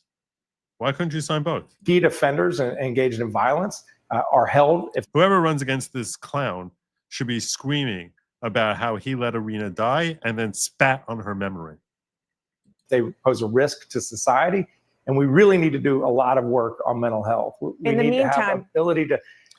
Yeah, that's very nice. Yeah, let's talk about what we're going to do decades from now when I'm no longer in office with your stupid proposals. You're sitting here squirming away. Go ahead. People need a place to go when they're having. Oh, well, may be true. That may be well and true. They need a schizophrenic attack. Yeah, that may be true. That's got nothing to do with why you would not sign this law. That's not a reason to not sign this. They are a risk to themselves. If they're a risk to other people, We need some place for them to go. Nothing to do with why you would just veto this bill. And one thing this bill doesn't do is provide any funding to help So what? us address that issue. Yeah, So what? So what? Why would you not sign it anyway? that definitely makes sense. In the meantime, No, it doesn't make sense. It doesn't make sense at all, but you're too much of a freaking shill because you're CNN for stupid leftist woke policies to basically say, why wouldn't you sign this bill and then pass that too? you do have this bill on your desk. If you don't sign it or veto it, either one, it would just automatically go into law. Are you considering doing that, or will you either sign it or veto it? Will you take your pen out no matter what? As I said, I'm reviewing it really as we speak. It was the last meeting I had before I got on the call with you. How do you not know what it says?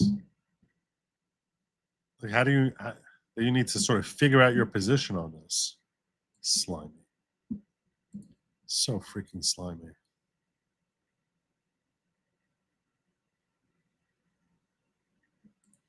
Remember the JH chat was 250 coins on locals, which is $25. I think it helped you reach your goal. I'll count it. I'll count it. I think we're close. I think we're close.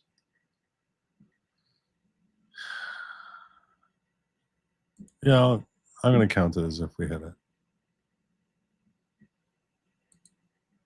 We need more police to arrest him 14 times. Yeah, this is true. Go to locals again. Please add, I know she say, I typoed again. Let's try and make some weasel joke. Please add, I know she say, okay, let me see what we got. Oh my gosh. I'm going to count this. Dude hit me with 50, with a 50 here. I'm going to count it. All right. We hit our goal. Okay. We hit our goal. We hit our goal. I'm going to give you the hour, and I'll give you the other openings that I skipped out on. All right, so this is what he this is what he's giving me. You tell me. Okay, we cut and pasted from Google. I had to shorten it. Didn't proofread it. You valiant geeks and gamers. It was only 24 hours. We talked about this. We feel for your wife. I know she says, Joe, we talked about this yesterday. Yes. She's asleep. She missed me reviewing that whole topic. So wait, this is going back on what he had said earlier, which when I was trying to figure out what that was, when he said, why can't we get on this? I guess get on. Okay, let me see. Let me see what we got here. We're going to get everything. Let's get everything out of the way. Let's take, why can't we get on this? Google AI weasel legal statute laws prohibited the weasels as FBI director in many places due to the status as arrogant a-holes. For example, in California, yeah, I don't think I'm ever going to figure this one out. Plus, I can't wait for my three-way. I know the three-way is me and Valiant and Geeks and Gamers, and that I plan on trying to get done. This I covered, and I said that was too complex. I didn't know what you were talking about. John Reb says, Joe, Christians take on forgiveness, 550 in, and then the turn the cheek argument. Does it accurately reflect the Jewish tradition? How long is this? Hundreds of thousands of people, including virtually the entire U.S. government, turned up to Phoenix. Minutes. All right, I'll give it a minute from 550 in.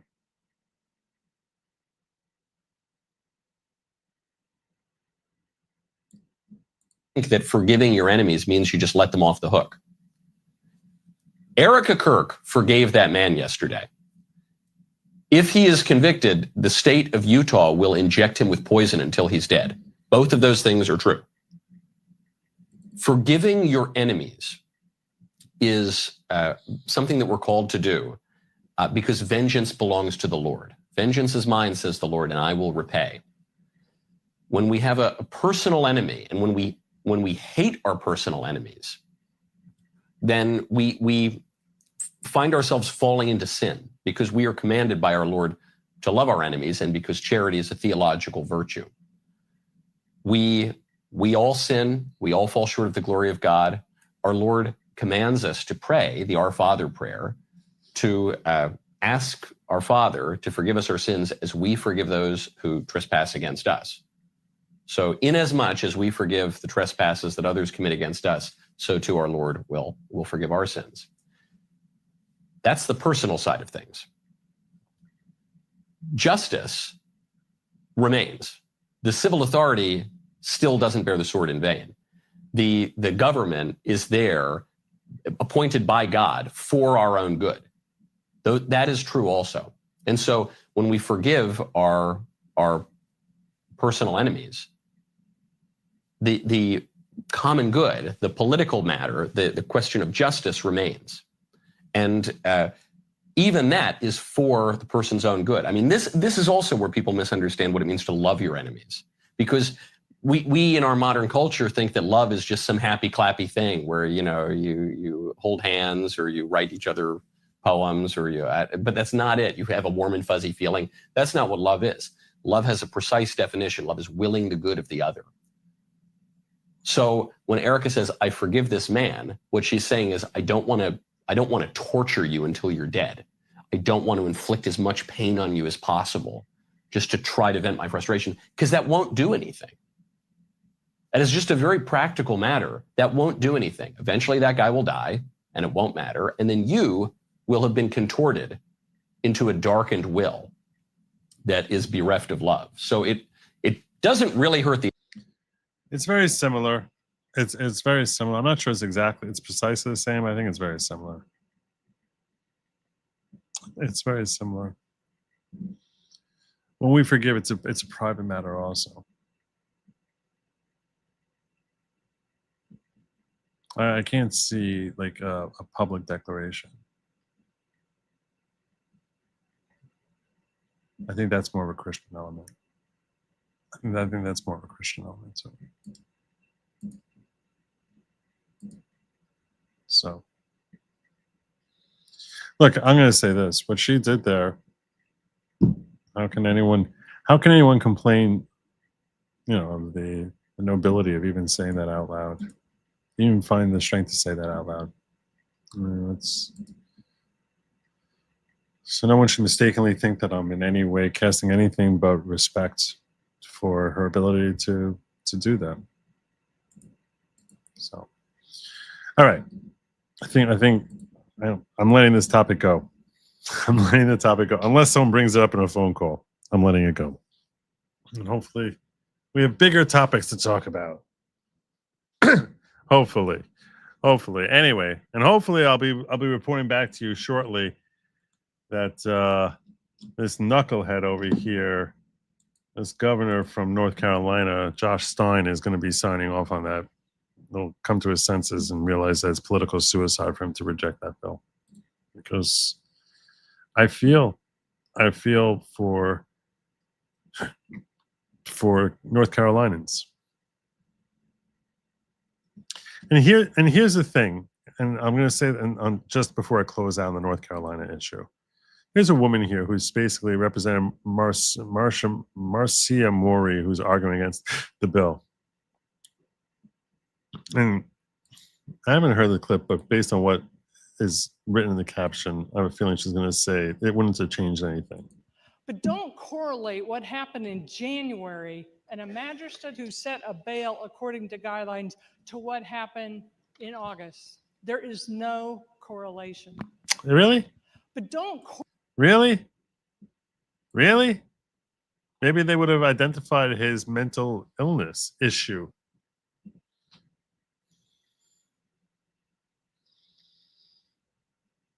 On the fact that he was arrested and released 14 times, depending on the nature of what he was arrested for, it's possible he would have been free anyway. But perhaps if your bill had actually been in effect to assess his mental health, he would not have been walking free. He would have been committed. Like that sort of thing would have been happening. Reminder, the Smith Modernization Act is still in full effect. Drawing a blank, so I'm not going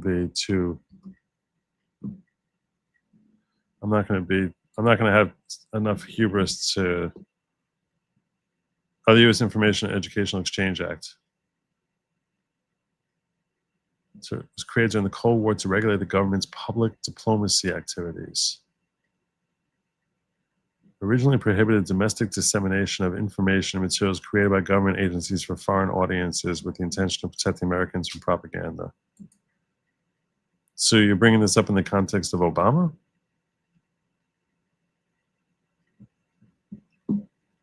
I'm not sure where you're going with that. JH says, I type really fast on locals to get in as fast as possible because it's usually an hour before you address them in topic change.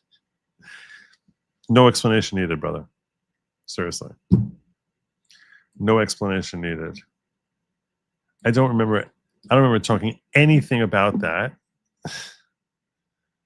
I don't remember using the word weasel until I read your super chat. I don't remember reading. I'm sorry. I'm like 98% sure I didn't use the word weasel until I read your locals thing. Am I crazy? Am I crazy? I don't think I'm crazy in this one. I think I'm right.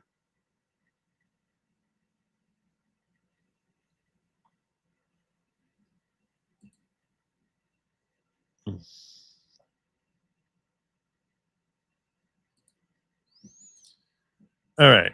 And finally tonight, our final story before, and I am going to give you, when I say final, it's like my final story before I open the phone lines, because I'm going to be opening the phone lines for an hour because you guys met your goal.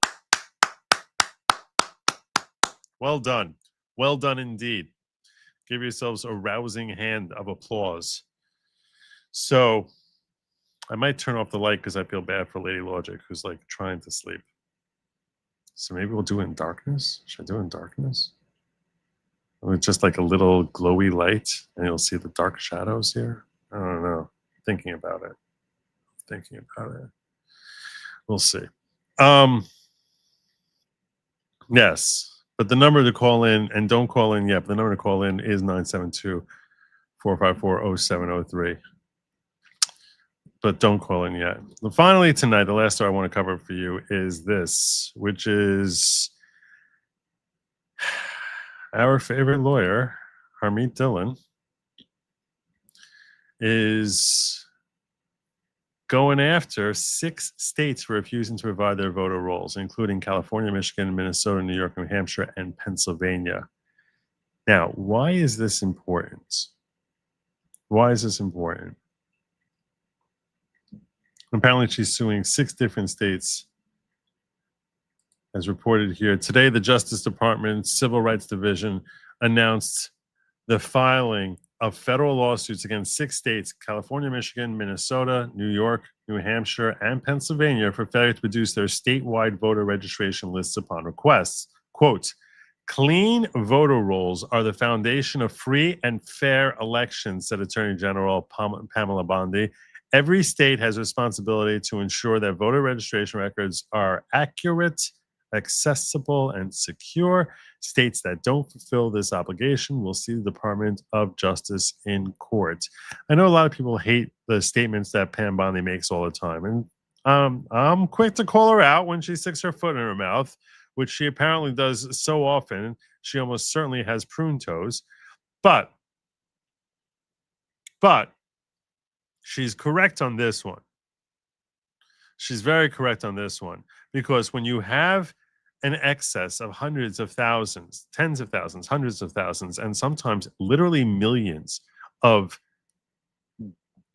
people who are dead on your voting rolls, people who have moved on your voting rolls, nefarious actors who are often situated in large cities, in democratic strongholds, have access to these quote-unquote dirty registration rolls. By dirty, I mean, it means the opposite of clean. A clean voter registration roll is one that's accurate. The dirtier it is, the more empty names that are on there, the greater the opportunity for fraud. Because the ones who know which names are bogus, which names are of dead people, will use them for election after election for decades. People who have been gone, who haven't breathed any air in the 21st century and are still listed on these voter registration rolls. and they know these people, and they basically able to basically fill out votes for them, and they have like, you know, lists of tens of thousands of them, hundreds of thousands of them, and it's very easy and it's very difficult for people to know, you know, that who's doing it, who's fraudulently filling out these ballots, to prove who's doing it. And that's why having a dirty registration roll is an intentional device used specifically for the purpose of creating an opportunity to cheat in elections. And Pam Bondi and Harmeet Dhillon recognize this, and that's why they're trying to ensure that these 6 states, which are notorious for having just ridiculous type of ballot counts, that they have actually accurate voter rolls.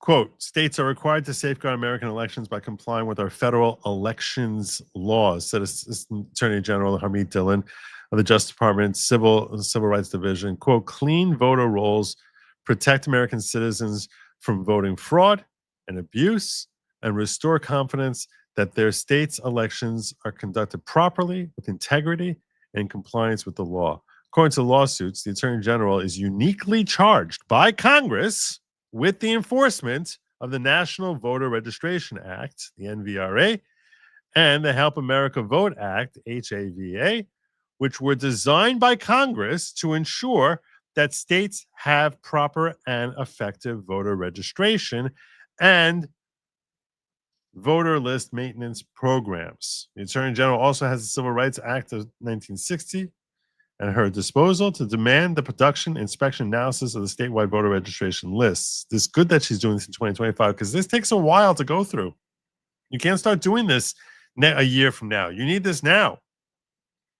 These lawsuits were filed on September 25th, 2025 in federal districts of their respective states. Very, very good thing. Very, very important thing.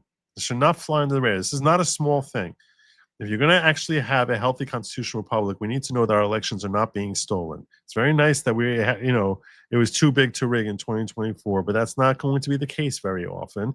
And we want to make sure that we actually have accurate vote tallies and get proper people elected, and whoever, whether it's Republican or Democrat, that it's actually not something that's being manipulated by Republicans or Democrats.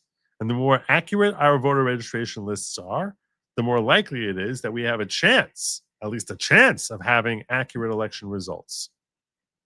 So this is a very, very important thing. And I applaud Harmeet Dhillon and I guess Pam Bondi, to the extent that she's behind this too, because this is a very, very important thing. One of the things I've been continually screaming about since I first opened this channel is not simply that we need to have integrity in our elections, but transparency about the integrity of our elections. You're going to have a republic where the constituents trust the process. We need to be able to see, trust, but verify. And if it's unverifiable because of things like dirty registration rules, then there's no reason for you to have any confidence in it, because you know that there's so much incentive for them to cheat. They have motive plus opportunity. So the idea is do whatever we can to strip them of opportunity. We know the motive is always going to be there. You're not going to eliminate the motive. So you have to do everything you can to strip them of the opportunity. So many people have been arrested and found guilty beyond a reasonable doubt because of motive plus opportunity. But when it comes to our elections, where we know the motive is always present, the left is all about creating as much opportunity as possible. So the more we can strip away and deprive them of opportunity by having clean voter registration rolls, the more likely it is that we'll actually have something close to an accurate count.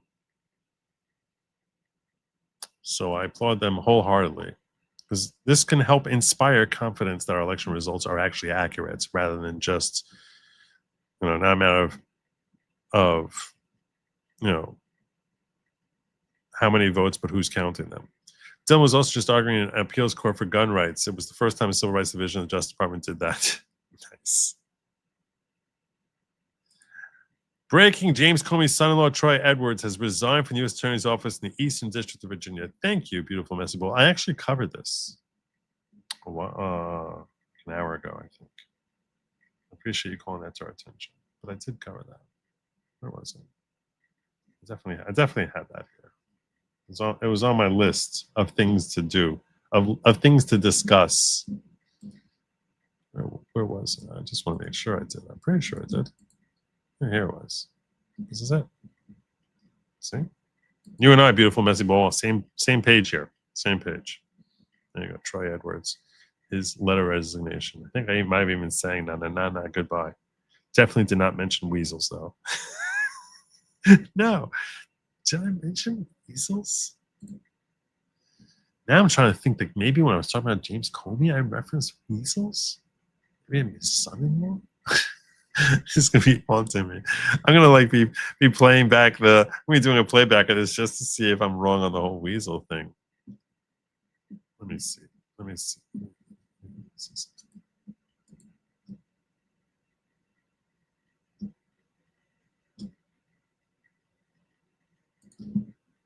Did I mention weasels?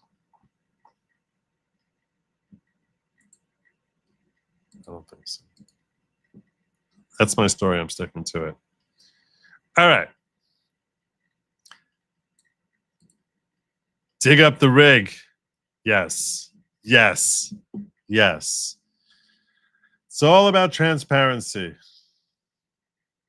Rosalind says, I said yesterday, if you forgive the sin, not the sin, I can forgive you for not streaming on Monday and Tuesday, but you still need to be punished for it, Joe. In this case, you have to go to an extra hour to give us the stuff you skipped. I am going an extra hour, and that commences right now. One of the things I promised I was going to do is I was going to share with you. So the number to call, in case you're wondering, I am going to open the phone lines up now.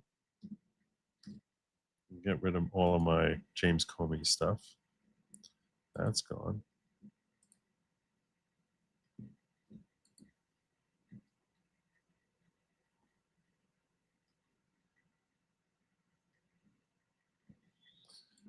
I knew I missed something. I missed Richard Blumenthal.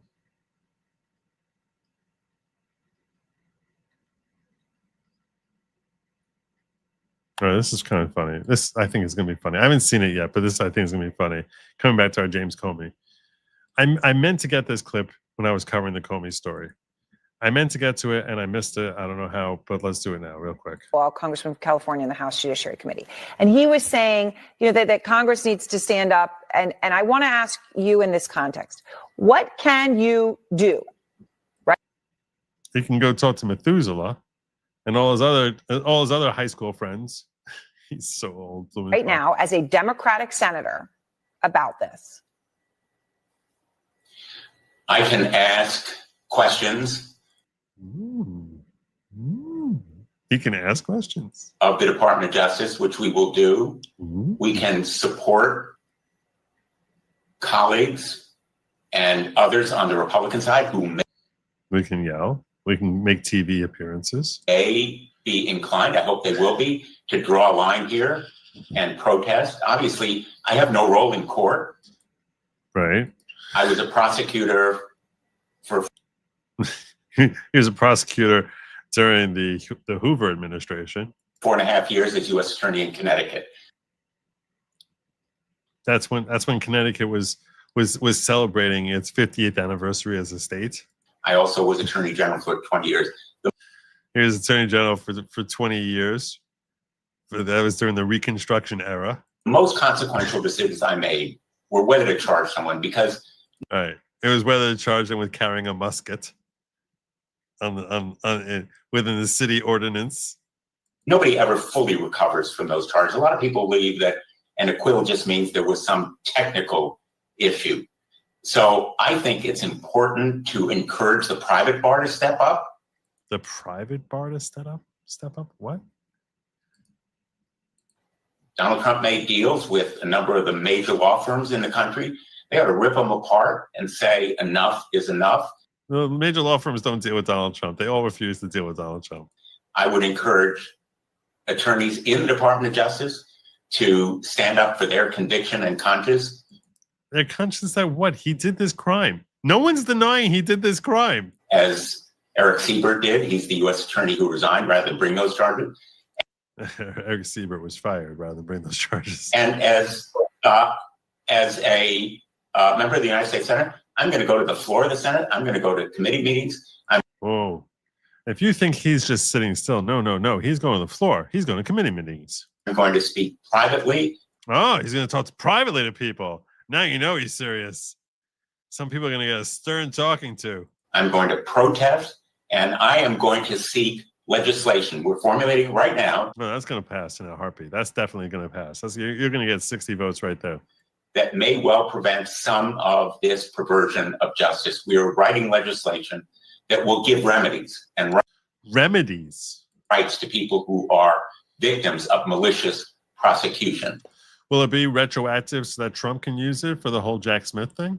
We have to provide safeguards because we've clearly seen how the ordinary norms are defied by this autocratic president. We're on the way to tyranny if we permit it to. Tyranny. See, this is the hyperbolic language that they love using. Look at the serious face she's got going on there. Go forward. Senator Richard Blumenthal, thank you very much. Dick Blumenthal.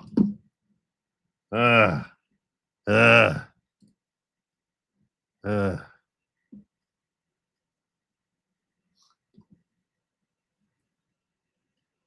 thought this was funny. The Trump is a tyrant who locks up his political opponent's starter pack. There you go. There you go. We remember.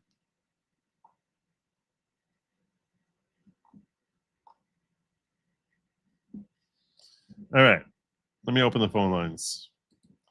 Phone number to call if you're so inclined. If you want to talk to me about things going on in the world, if you have questions about life, if you have questions about your personal relationships, how to ask for that job, whatever it is that's bothering you, whatever it is, your questions about religion, whatever it is. The number to call is 972-454-0703. That is 974. I think that's the number to call. I gave him that number out a bunch of times. Yeah, that's right. 972-454-0703 is the number to call. That's definitely the number. Okay, and I'll even put it up in the. If no one calls, then I gotta pass. I can't force people to call. I always think sometimes I'm gonna open the phone lines. I'm gonna be sitting here saying, "Why is no one calling?" I'm just waiting to hear my phone ring, and I can't hear it at all. No one's even calling. Call from Vance. To accept, press 1. To send a voicemail, press 2. Someone called. Hello. Hello, Joe. Vance, is that what from Vance Refrigeration? No, Vance. Oh, Vance. How you doing, brother? I'm doing well. Well, I'm thinking, Pam Bondi's finally actually doing something for once. But Harmeet Dhillon actually came into her department and did so much better. I think she should have been the AG. When Pam Bondi first came in, I was never a huge Pam Bondi fan. I was like, I'm going to give her a chance. Supposedly she was okay in Florida, but people had issues with her position on Second Amendment issues. She had Second Amendment. She also had connections to Pfizer and big law firms. And that's nothing that nothing good coming Harmeet there. Dhillon ever has had. Harmeet Dhillon has been totally separate of that. When she came in, her department, just cleared itself out. It didn't require her to come in and do much other than she was coming in and she laid it down and everybody just kind of quit. Right. Yeah, look, I definitely would prefer Harmeet Dhillon in that role. I agree with you 100% on that. I think, let's put it this way. I've never heard of the role of the civil rights attorney at all until Harmeet Dhillon came in. And it seems like every week we hear something great that she's doing. So I wholeheartedly concur with you that Harmeet Dhillon is doing a phenomenal job. Well, I've been suggesting to Harmeet that she needs to teach Pam Bondi how to run her department, how to get people to actually quit. You have her number? The- You talk to Harmeet? No, well, like just on Twitter, just Okay. standard Twitter, like, hey, Okay. maybe you go out and teach Pam Bondi how to do her job because you seem to be doing so much better at it of clearing out the dead weight from your department. Yeah. So much so that like Harmeet did not have enough attorneys to do the job, and at the beginning where they were freezing the funds. Right. And I was like, you're still getting your shit done. And then once she finally was able to hire people, which happened, like 3 months ago, she finally was able to hire new attorneys. She's been great. She's getting that going. But Pam, she's been like, great. she came in and like I didn't hear mass firings. Like they should have pink slipped every U.S. attorney across the country when Trump came in. And they didn't. Yeah, especially when we're reading about how much corruption there is and how much deep state there is. I mean, the problem is you need to actually have people doing work. You know what I'm saying? Like, I mean, I think there's so much wokery in the law industry that it's like, and you need to find people who are interested in actually, who are both competent and interested in doing the job. And I don't know. I don't know. I don't know if there's imagine if like 85% of all lawyers are like, these woke liberals. Like you can't have 15%. You're not gonna be able to get the other 15, even if it's 25% of all lawyers are people who you would have confidence in. They're not all going to want to work for the government. No, it's I just think Harmeet did a better job coming into her office where like 100%. the people they just cleared themselves out, and I'm just like, this is how to do it. True. Unfortunately, of course, Pam has a much bigger department. Her department is nowhere the size of the it's probably 20 times the size, right? If you think Yeah, about it, yeah. it's not just bigger. That's why I was so happy with Comey getting in. Like all of a sudden, all these other people in Pam's department are now quitting on their own. Yeah. Like they're advocating for them to quit. I'm like, yes, please advocate more for these people to quit. Let them quit. Yeah, Let all these people in the Justice Department quit. It makes it easier. Right, and as a beautiful messy ball brought up just a few moments ago, that we got rid of Comey's son-in-law. Maureen Comey's gone. Just clear them all out. Clear them all We got out. out Comey's son-in-law. We got out Comey's daughter. Yeah. But those are like the easy ones. Those ones were like, why the hell are they even still here? Like, Right. we need to get into the ones that are deep in the wood, and you actually need to clear this department out. But with MSNBC advocating for them to quit, go right ahead. God bless you. Yes. God bless you. It's see you later. CYA, see you out the door. 100%. But yeah, that was my only thing today. It's like I was happy to see that. I was happy to start seeing maybe the Justice Department is finally clearing out the dead wood, the crap, all of those lawyers that really should be out of there because they're not actually doing their job. That's why Trump had to fire the one in East Virginia because he was not going to do the job. That Seabird guy. And Pam Bondi wasn't going to force him. Yeah, it's like you finally get some movement, get these people out of the department, actually start doing your job again. And the truth is, I mean, for Harmeet Dhillon to look good in comparison to Pam Bondi, all she has to not do is stick her foot in her mouth, right? I mean, because how many things has Pam Bondi said that we've just been like, what the hell are you talking about?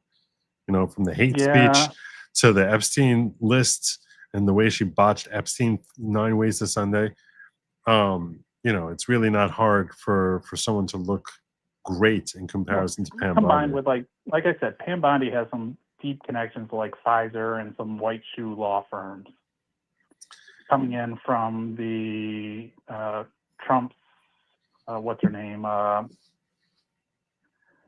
his head of his staff, Susie Wiles. Susie Wiles. She's connected.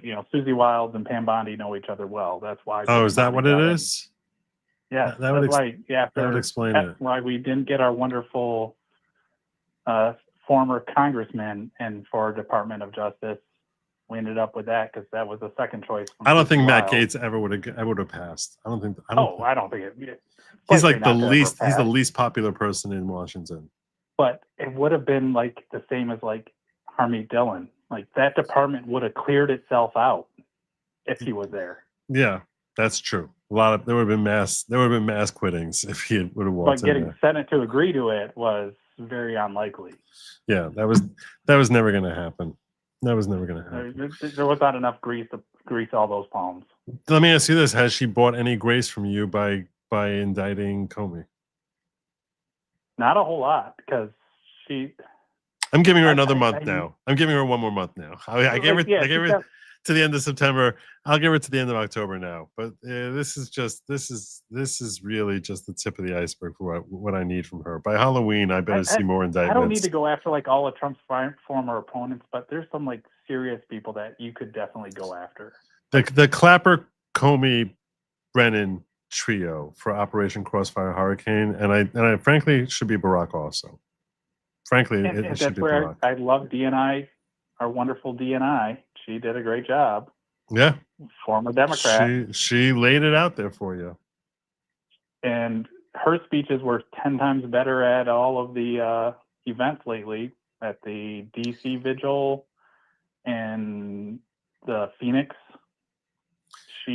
I liked her speeches 10 times better than a lot of the others. I'm like, she's definitely come up and coming. So I don't know where it's going to go politically for her, but she definitely has a political future. You know what it is. No longer with the Democrat Party, though. I'll share with you a dirty secret. Okay. She, I think, is a real one. Meaning, I think that she's actually has a set of values. We tend to put a lot of stock in people, and not we, it's just human nature, put stock in people who are giving you what you want. So people are telling you what you're wanting them to say.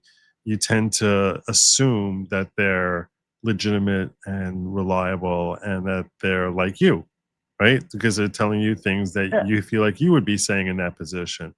But I feel as if, like, perhaps a lot of people who have been looked at as being the heads of MAGA were perhaps to some degree always grifters, but we couldn't see it because they were telling us what we wanted to hear. So when you start, I think we're seeing from Tulsi Gabbard, the people who are the recent converts are really just telling you how they genuinely feel about things. And that's why, you'll see things from Tulsi that a lot of things you'll like and a lot of things you disagree with, because she's not trying to tell you what she thinks you want to hear from her. She's just telling you how she feels about things. And that's why, since we have such a starvation for genuineness, that when we see it in Tulsi, we're appreciating it, as opposed to the plastic platitudes that we get from the Pam Bondis of the world that were like, you don't even know what you're supposed to be saying. We don't even know what we want you to hear from you, because she hasn't really, I think, even thought through her own positions. She's just a political animal. So when MAGA is in the upswing, so they're going to tell you what they think a MAGA audience wants to hear without even really knowing. They're sort of guessing at what a MAGA audience wants to hear. But she's actually, feel like Tulsi is telling you what she feels is really proper, healthy, actual values. It's similar to RFK, similar in certain ways to Elon. Where it's like, I'm not always going to agree with them. But like, they're reflecting values, and when they're saying it, they actually, I think, feel like they really believe what they're saying as being the right thing. And they might vacillate a little bit because they're still trying to figure out how they feel about things, Yeah, it's like I was watching the DC Vigil with Charlie Kirk the other day. Right. And I watched it. RFK, I understand his voice, but his message was still good and clear. Right. Then it came to Tulsi. Oh yeah, this is great. She is definitely, it was clear, it was concise, it was definitely on message. Mm-hmm. And then I got to Carrie Lake. And Carrie Lake was literally where I shut the vigil off. Really? Yes. Watch Carrie Lake versus like Tulsi Gabbard's, and you just go, what the hell is this? And it was just that awful. I'm like, now I understand why you could not actually win Arizona. Interesting. Now I'm very, Because yeah, I mean, you've piqued my interest. Now I'm very curious about that. just go watch the DC Vigil, watch like Tulsi Gabbard's speech, and then just watch Carrie Lake's, and you'll go, okay, now I understand.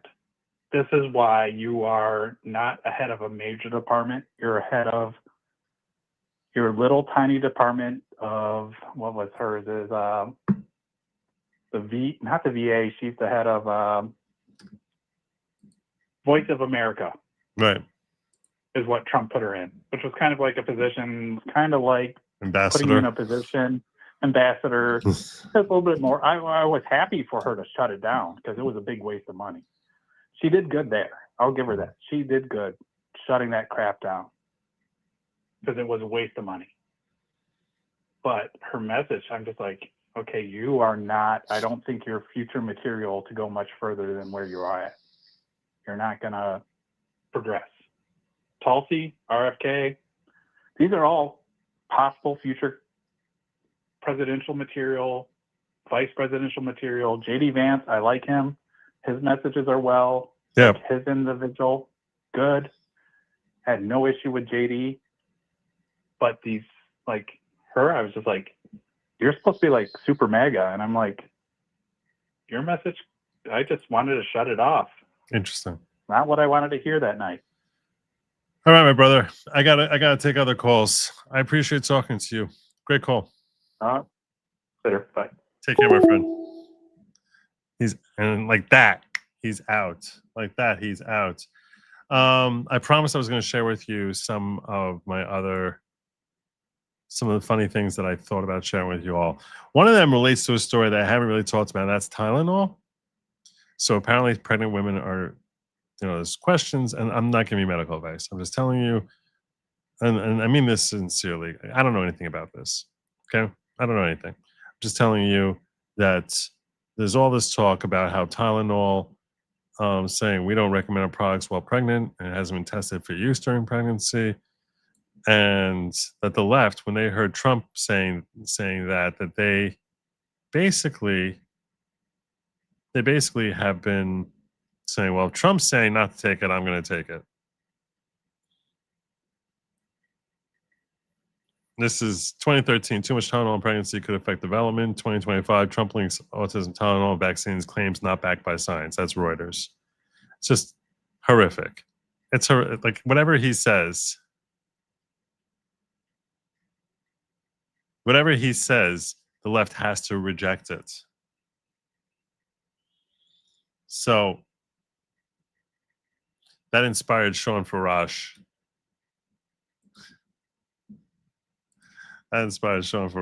Who I've had here on the show. Funny guy, great guy. My fellow Americans, in light of recent This was one of the things I almost opened the show with. studies, I wanted to warn against the use of toasters in your bathtub or your shower. It's an incredibly dangerous thing to do. You can get electrocuted. They call it electrocuted. I call it zapped like you've never seen before. A shocking experience. You don't want to get zapped. That much I can tell you, especially if you're on the left. You people are fried enough as it is. We don't need it to get any worse. And the electricity is no joke. I got along very well with, you may have heard of him, Benjamin Franklin. I called him Brilliant Ben. And he was flying a kite. And the lightning hit it. And he was getting electrocuted. He was getting zapped. And I grounded him. And if I wasn't there, it would have been a much different situation. But I grounded him, and we discovered electricity together. Brilliant Ben, tremendous guy. Got along very well with him. Along the same lines, we want to advise against licking your wall outlets, despite what Jiggly Belly Pritzker says. Your wall outlet is not a candy bar. Do not try to lick it. It doesn't taste very good, and you may pick up a shock, which we don't want you to do. We don't want you to get hurt. I know those on the left love and enjoy very much licking their windows. We ask that we don't apply the exact same thing to the wall outlets. It could get you very hurt. We want to keep America safe. We want to make America great. Thank you for your attention to this matter. He's great. He's really good. So that, yeah.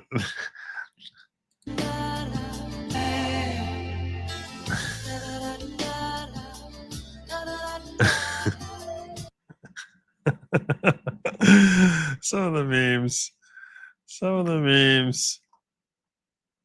Probably telling oxygen isn't good for them. Touch grass. Show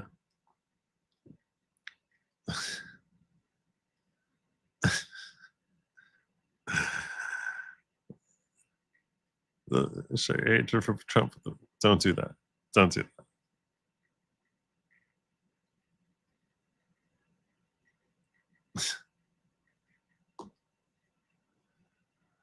Anyway, so that was something else I was thinking about opening my show with. I got one more I wanted to, but let me take some more calls. I'm opening back up the phone lines over here. We're gonna open that up, and while we're waiting for that, I think I had one more that I was thinking about using, but I ended up not using. Oh yeah, this was great. This was so good. This was another contender that I almost used tonight. I probably should say this one for next week. This one's not really time sensitive. I can use this at any time, but I promised I was going to share, so I will share it with you now. This was great. You know what? Let me put my do not disturb on for a minute, so it doesn't get ruined in the middle. Welcome to Minnesota, where every moment is an adventure. From the tranquil natural beauty of our waters to the rich culture of our cities, Minnesota is where unforgettable memories are made. Go inside now! Get in the house! Step into friendly neighborhoods that make you feel right at home the moment you arrive. Stroll through vibrant streets, soak in the energy of our dynamic nightlife, or indulge in a shopping spree at one of our world-class boutiques. And behind it all is strong leadership and inclusive policies that create a place where everyone can thrive. Minnesota, we're ready to be your next adventure. This is so good. I really enjoyed the softness of that one. Anyway.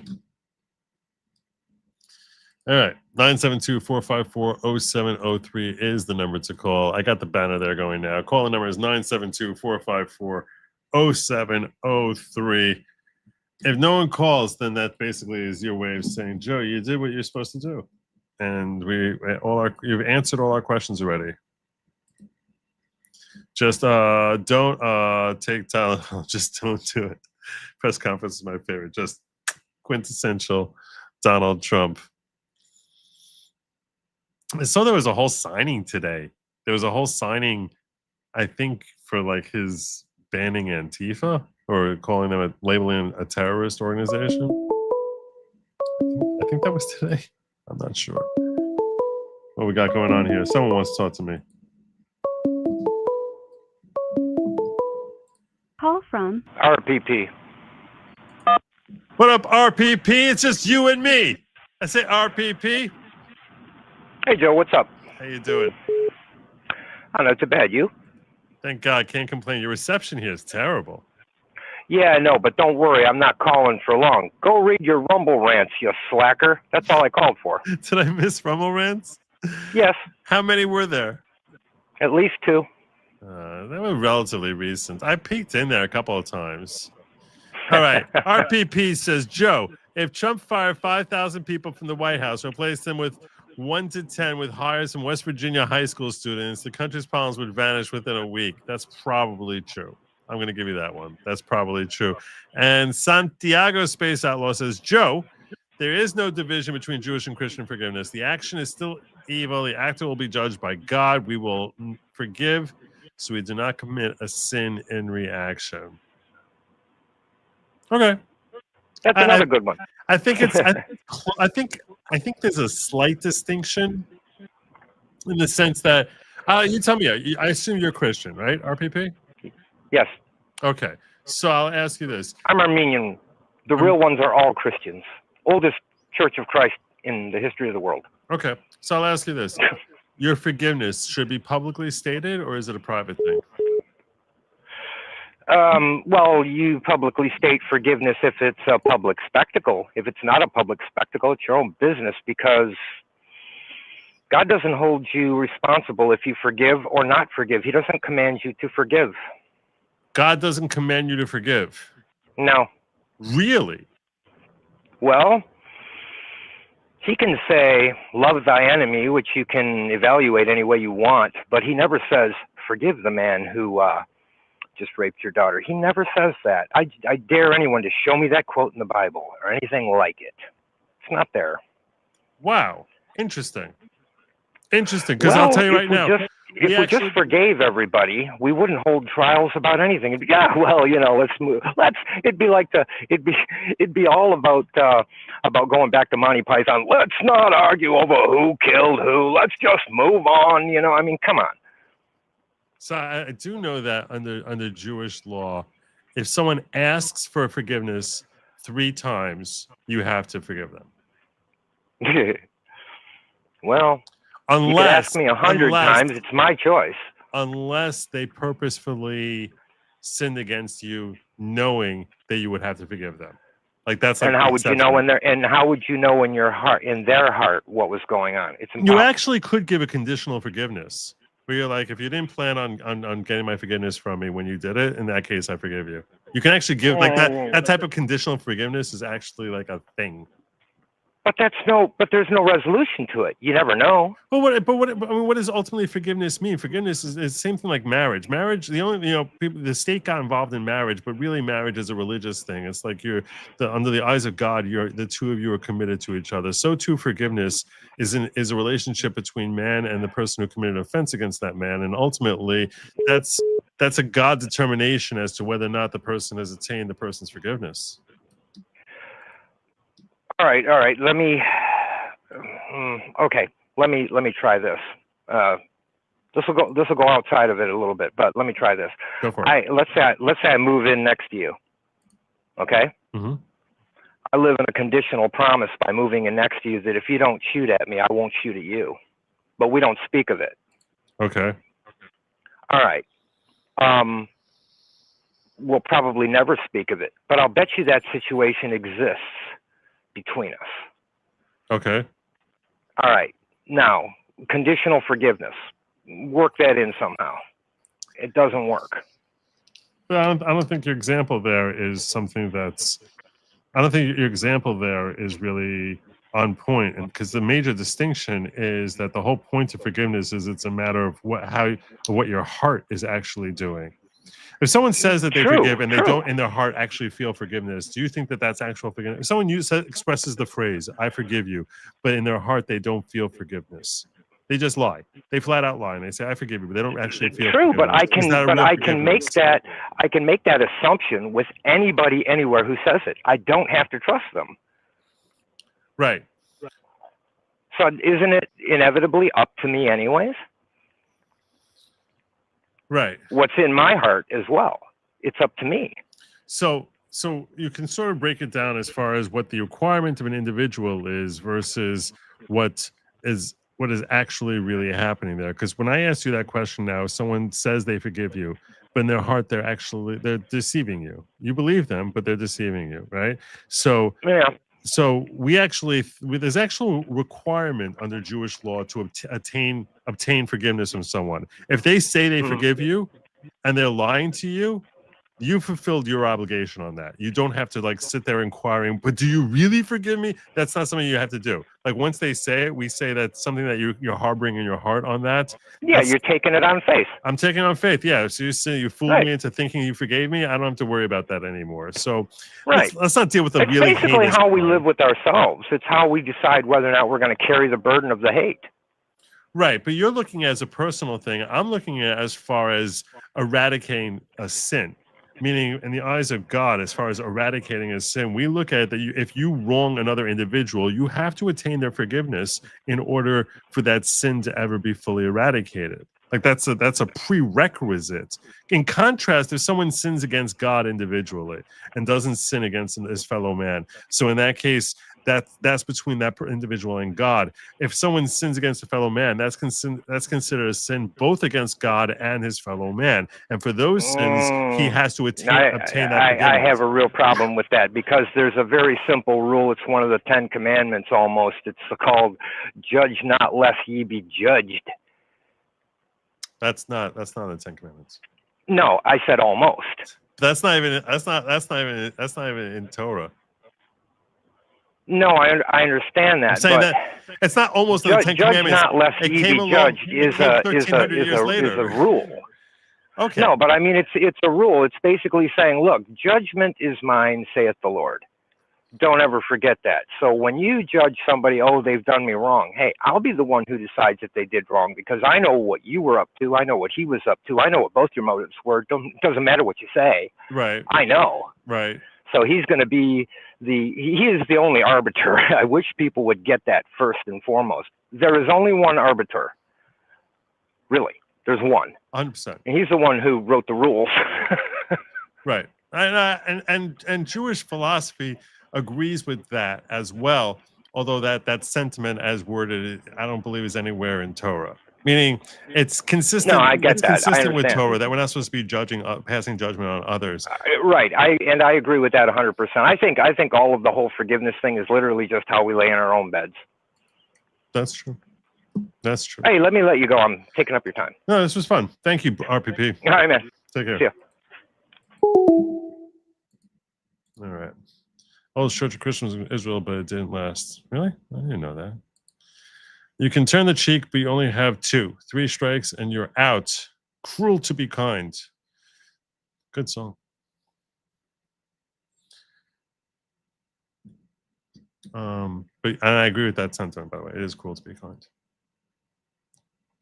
It's cruel to be kind and allow evil to lurk. This is why I was saying that Jewish philosophy is ultimately that Call from Kimmy Hunt. That there's a notion of you not being angry for the wrong that they did against you, while at the same time being angry for them as to the offense that the evil they represent in standing against God. How you doing, Kimmy? Hi, Joe. How you feeling? I'm feeling much better, thank you. Oh, I went to see the doctor finally today. And he said that he says things seem to be going fine and they're going to wait on the PET scan, and that happens November 10th. Oh, that's amazing. I'm so happy. That's so amazing. Thank God. Yo, prayers answered big time. Amen. Yeah. Thank God. I just wanted to laugh. You made me laugh so hard tonight. With what? The weasel. What did I mention a weasel at some point? I don't know if you did or not, but I don't know if you're old enough to remember this, okay? Because you're 10 years younger than me. Uh-huh. But do you remember Foghorn Leghorn cartoons? I said, boy. Yeah. Never heard of it. There was a couple of them where in the cartoon was a weasel, and he was constantly like licking his chops and smacking his lips, and he's like this little red weasel, and he was like constantly like looking at Foghorn Leghorn's leg like a drumstick, and he would zoom around his leg like he was, chewing it up, and he'd shake him up and he'd pull him off of his leg and flop him down and say, boy, what are you up to, little weasel? And I just started laughing because all I could picture was this goofy little, he almost looks like he's mentally deficient, this little weasel, the way they drew him in the cartoons. And I just kept thinking, Gavin Newsom thinks he's a honey badger, but he's a weasel. He really does look like a weasel. He does. He's very there's something very unsettling about him. And Schiff looks like a weasel if you look at him in the face. And it's just like it's appropriate to call these people weasels. Well, yeah, no, and when it comes to Gavin Newsom in particular, it seems particularly appropriate. So they're conniving, they're sneaky, they're they steal chickens and they steal chicken eggs, and it's like, that's the last thing you want on a farm is a little weasel coming along. So I just had to laugh at it. You made my night. Good. I think we should call more people weasels. Okay. I like it. Weasel. It's a great term. It is a good term. I'll try and store that away in my brain. And thank you for giving me that whole thing with the J6ers. That was really You're welcome. Cool. It was just popping off on X after you went on. And I thought, oh, Joe needs to see this maybe because it's breaking. Okay, there's more. Christopher Wray said there were none. Then he said there were 25 approximately. Yeah. So he lied under oath. He's a weasel. He's the ultimate weasel. He's a weasel. Yes. And so he's lied under oath too, and that's why I'm like, is Christopher Wray next up for some perjury charges? We'll see. Because that was a big, it was a 10 times lie. 25 and it's 274. That's 10 times. So and it's not including DHS agents. That would actually start giving some of these Senate committee hearings some teeth to them. Yeah, hopefully we'll see. All right, Kimmy, let me grab some more calls. Thank you so much. You're Take awesome. care. All right, have a great night, Bye-bye, my friend. everybody. Take care. Bye-bye. Halligan News saying, Joe, can we have a monthly show with great logic? It's good for both audiences, and you talk and explore with your father. I wish I could still do that. My father passed away. Monthly is probably a little difficult. He travels a lot. And this month with the Jewish holidays is kind of, it's kind of rough. I don't think I can do monthly. But I could try to do it more often. I sort of feel like when I try to pick my spots for what's going on in the news when it's more domestic. I try bringing him in more for when international news is popping off than when it's domestic news. Just because I feel like that's his area of expertise. So yeah, I mean, I doubt I'm gonna up him to monthly. That's probably not going to happen. I love my dad; he's awesome, but it's also you have to realize God bless, the man is 83. So, and I do this show late at night. So it's like I feel like I'm sort of knocking out like his day when he comes on here. So I don't know. We'll see. Call from Lisa. Lisa. Hi, Joe. How are you? Great. How are you doing? Good. I wanted to add something to what that last guy was saying on Carrie Lake. Oh, okay. It's because Carrie Lake, well, first off, when Tulsi Gabbard got up, she was the first one to actually break down into like a cry. Mm-hmm. So she sounds so compelling and genuine from the heart. Okay. When Carrie Lake got up there, Carrie Lake is polished as hell, and she made it into politics rather than about Charlie. Right. That's all I wanted to say. So you're standing there, and I assume in defense of Carrie Lake, saying, A, she didn't have the emotional connection to. I mean, this is how I'm taking. If you don't answer me, and I'll let you answer, but what I would take what you're saying as that. Okay, A, Tulsi has more of a personal relationship with Charlie and seem more affected by it on a personal level, which is so when you're following someone who's breaking down, crying, you're in a rough spot already, especially if you don't have an nature of that relationship. And she made the mistake of making about politics rather than about Charlie, which a lot of people critique Trump that he did similar, that he made it about politics more than about Charlie. So is that what you're trying to say, that you're in a defense of Carrie Lake, or are you saying that perhaps it was a particularly brutal moment for her? I don't know. I think it was a brutal moment for her, and it was a wake-up call for a lot of us who thought she was polished and could carry herself well. but she came off as a greasy politician. Oh, I see what you're saying. Yeah. I see what you're saying.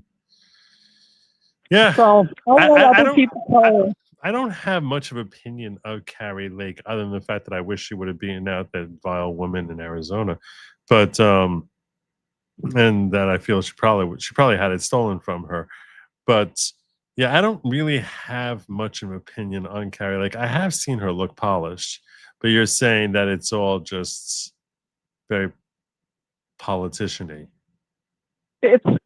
And she almost sounds like, any other leftist from the chattering classes on news organizations. But you see that's what I'm saying is I think that we're starting to become more attuned to smelling that out of MAGA people. I feel as if like perhaps 3 or 4 years ago, there were so few politicians who were really America first that it's like anyone who was expressing that type of sentiment, we would latch onto them as if they were like dear and precious to us. And now I feel as if we're starting to be a little bit more selective. We're like, I know you're saying what you think I want to hear, but I just don't know if I trust you. And, right, exactly. Yeah. Ironically, this is going to sound like blasphemy what I'm about to say. I sometimes feel that way about Trump. Like I sometimes feel like he's telling me what he knows I want to hear, and I will always credit him for bringing a revival of American values. But I certainly feel as if I can probably list off half a dozen people who I think have a better grip as to what true American values are, who are significant figures in MAGA, who I think far better appreciate what true American values are than President Trump. Now I agree with you. Yeah. In this sense, we got the guy we needed. He's great. So he's great. Churchill. Yeah. So he's like Churchill. And when his time is done, we'll kick him to the back benches like they did with Churchill. Well, I mean, as far as kicking to the back benches, I think that he should always retain a heroic. We should always regard him as a heroic figure for America. But that's not to get confused with, what his values are. That they are, that they are actually represented with traditional American values. That he's the embodiment of that. He's not. I mean, some things he says no person who's an actual constitutionalist would ever say. You know what I'm saying? Like we just wouldn't. We're like, sometimes you need to disregard the Constitution or things that he said or the way he expresses certain things about, issues he doesn't feel comfortable with, where we're just like, we sort of cringe and we're like, ugh. And you sort of, look past it because what he's accomplished and what he's done for America and for us has been something no other human could have done, that we still admire and respect his work as president, and we love 97% of the policies he's put through. So correct. Yeah. Correct.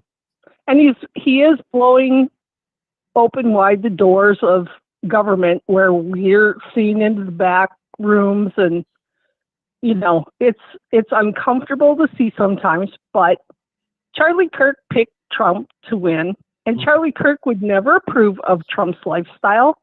Yeah.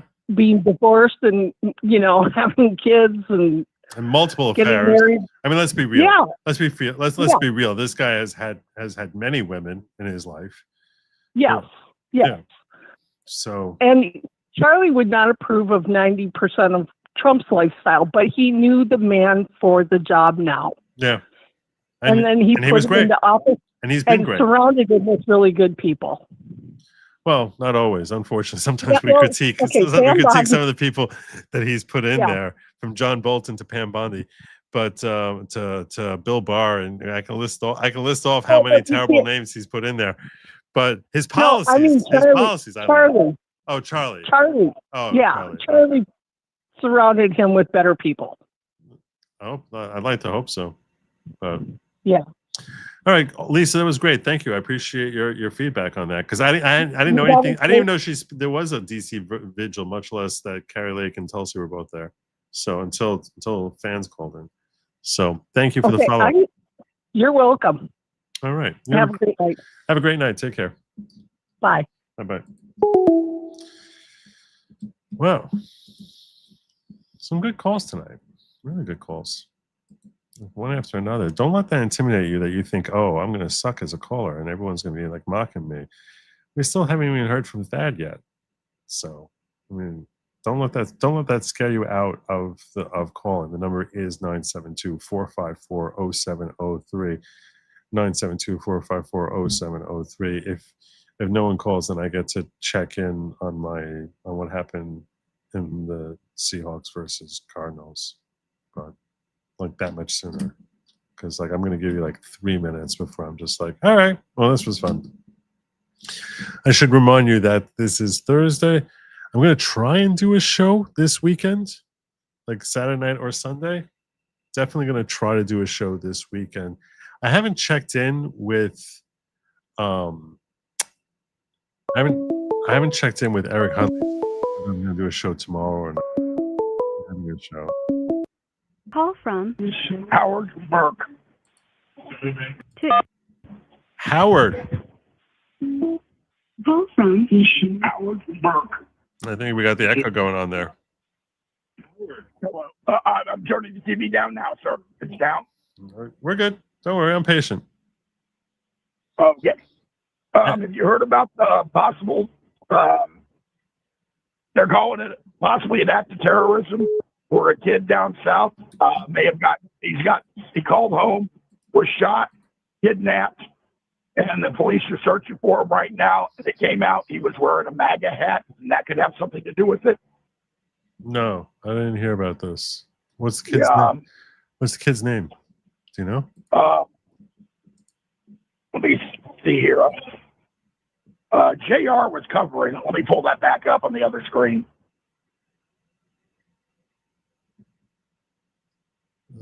I'm wanting to say it was in the Florida area. Yeah, here we go. 17-year-old Hayden, Steight, shot and kidnapped. Steight? Steight. First name Caden, Caden. Caden.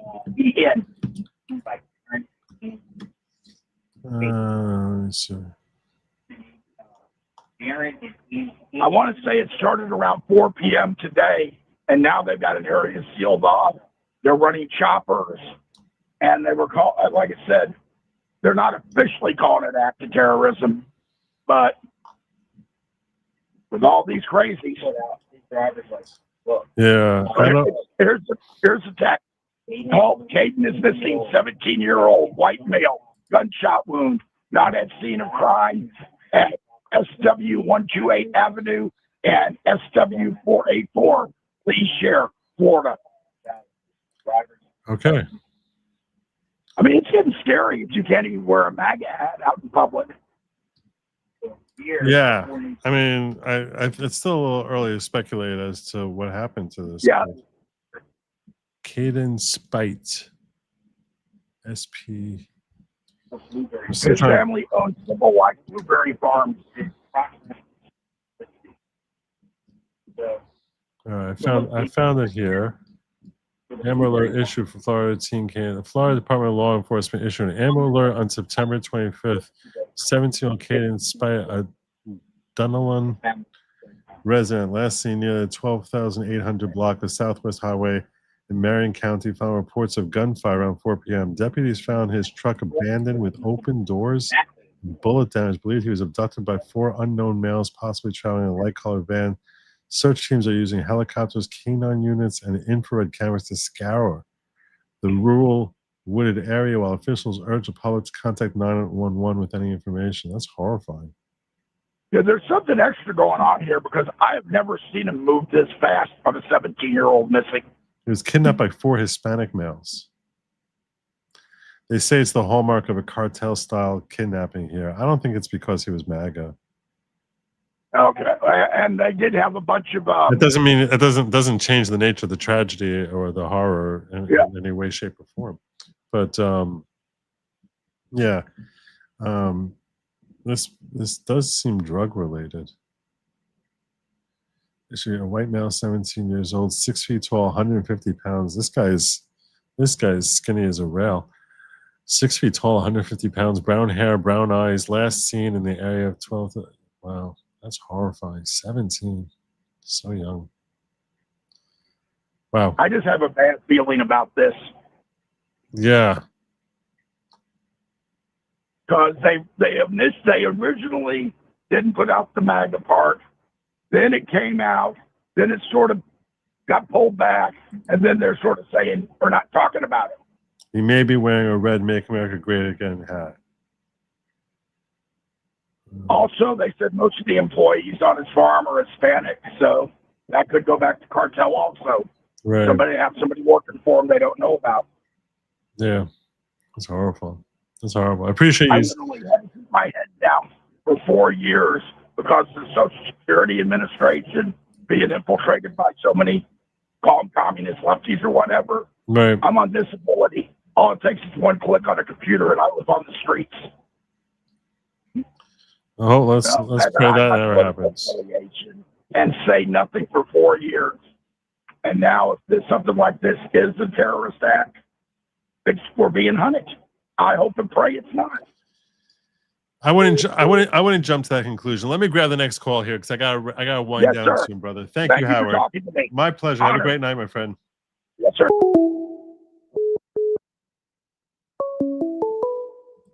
Call from Leanne. Leanne. Hello, Joe. Hey, what up, Leanne? So this is Aloha Prepper, and I wanted to make 2 comments on what you've been discussing. Okay.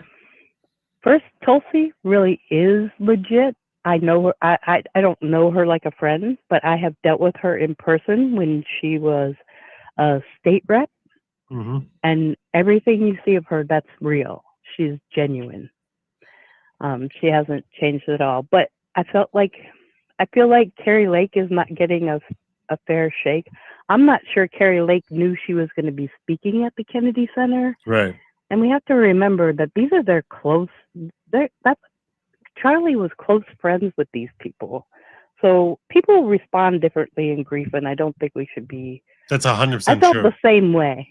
You know, I mean, I did. I was like, "Oh, Carrie, why are you doing this?" You know, but people respond to grief in ways that we can't really understand, right? And it's interesting you bring this up, Leanne, because when I heard the first time I heard Erica Kirk speak was when she was addressing the country a few days after Charlie was shot, and the very and it was first kind of weird. And it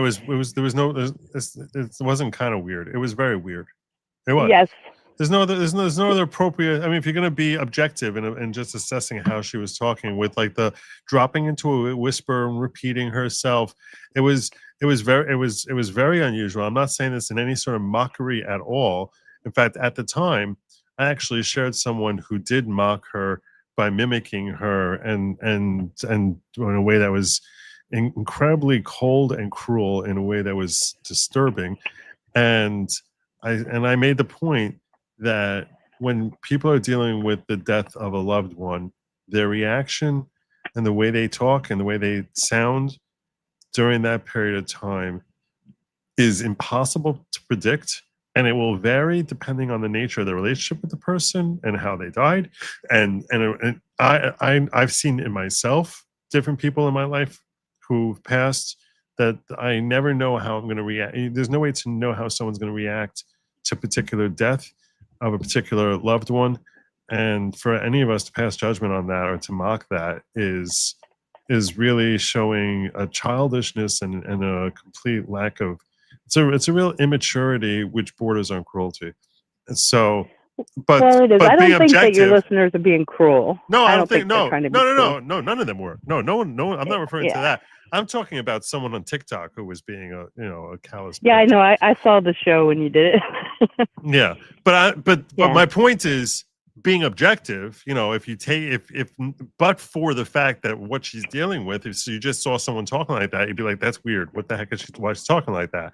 Then if you know that, okay, she just watched her husband get assassinated on national TV, and she's dealing with stuff that no human could actually really understand or deal with.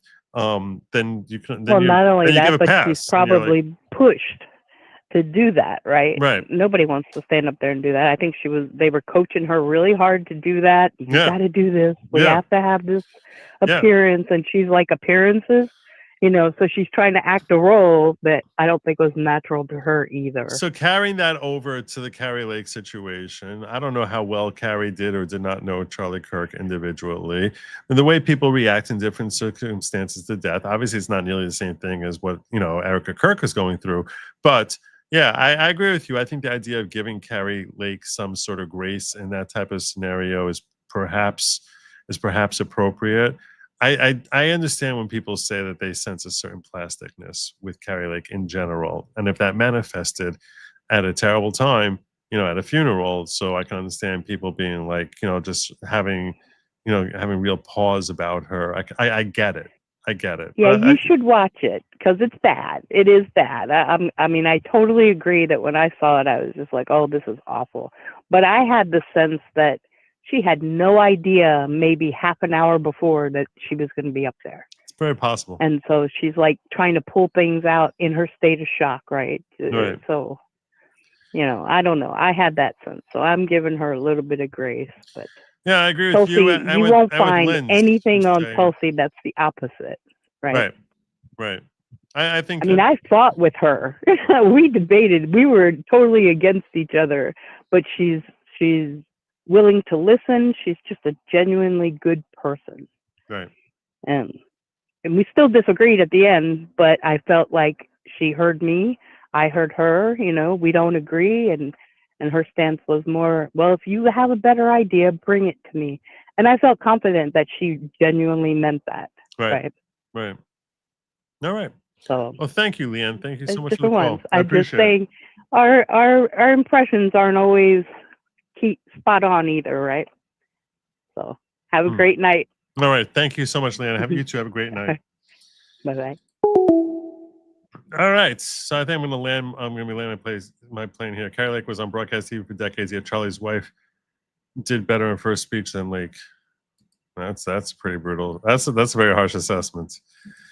Okay. So I think I'm going to be landing my plane here. I think it's time. I'm feeling tired.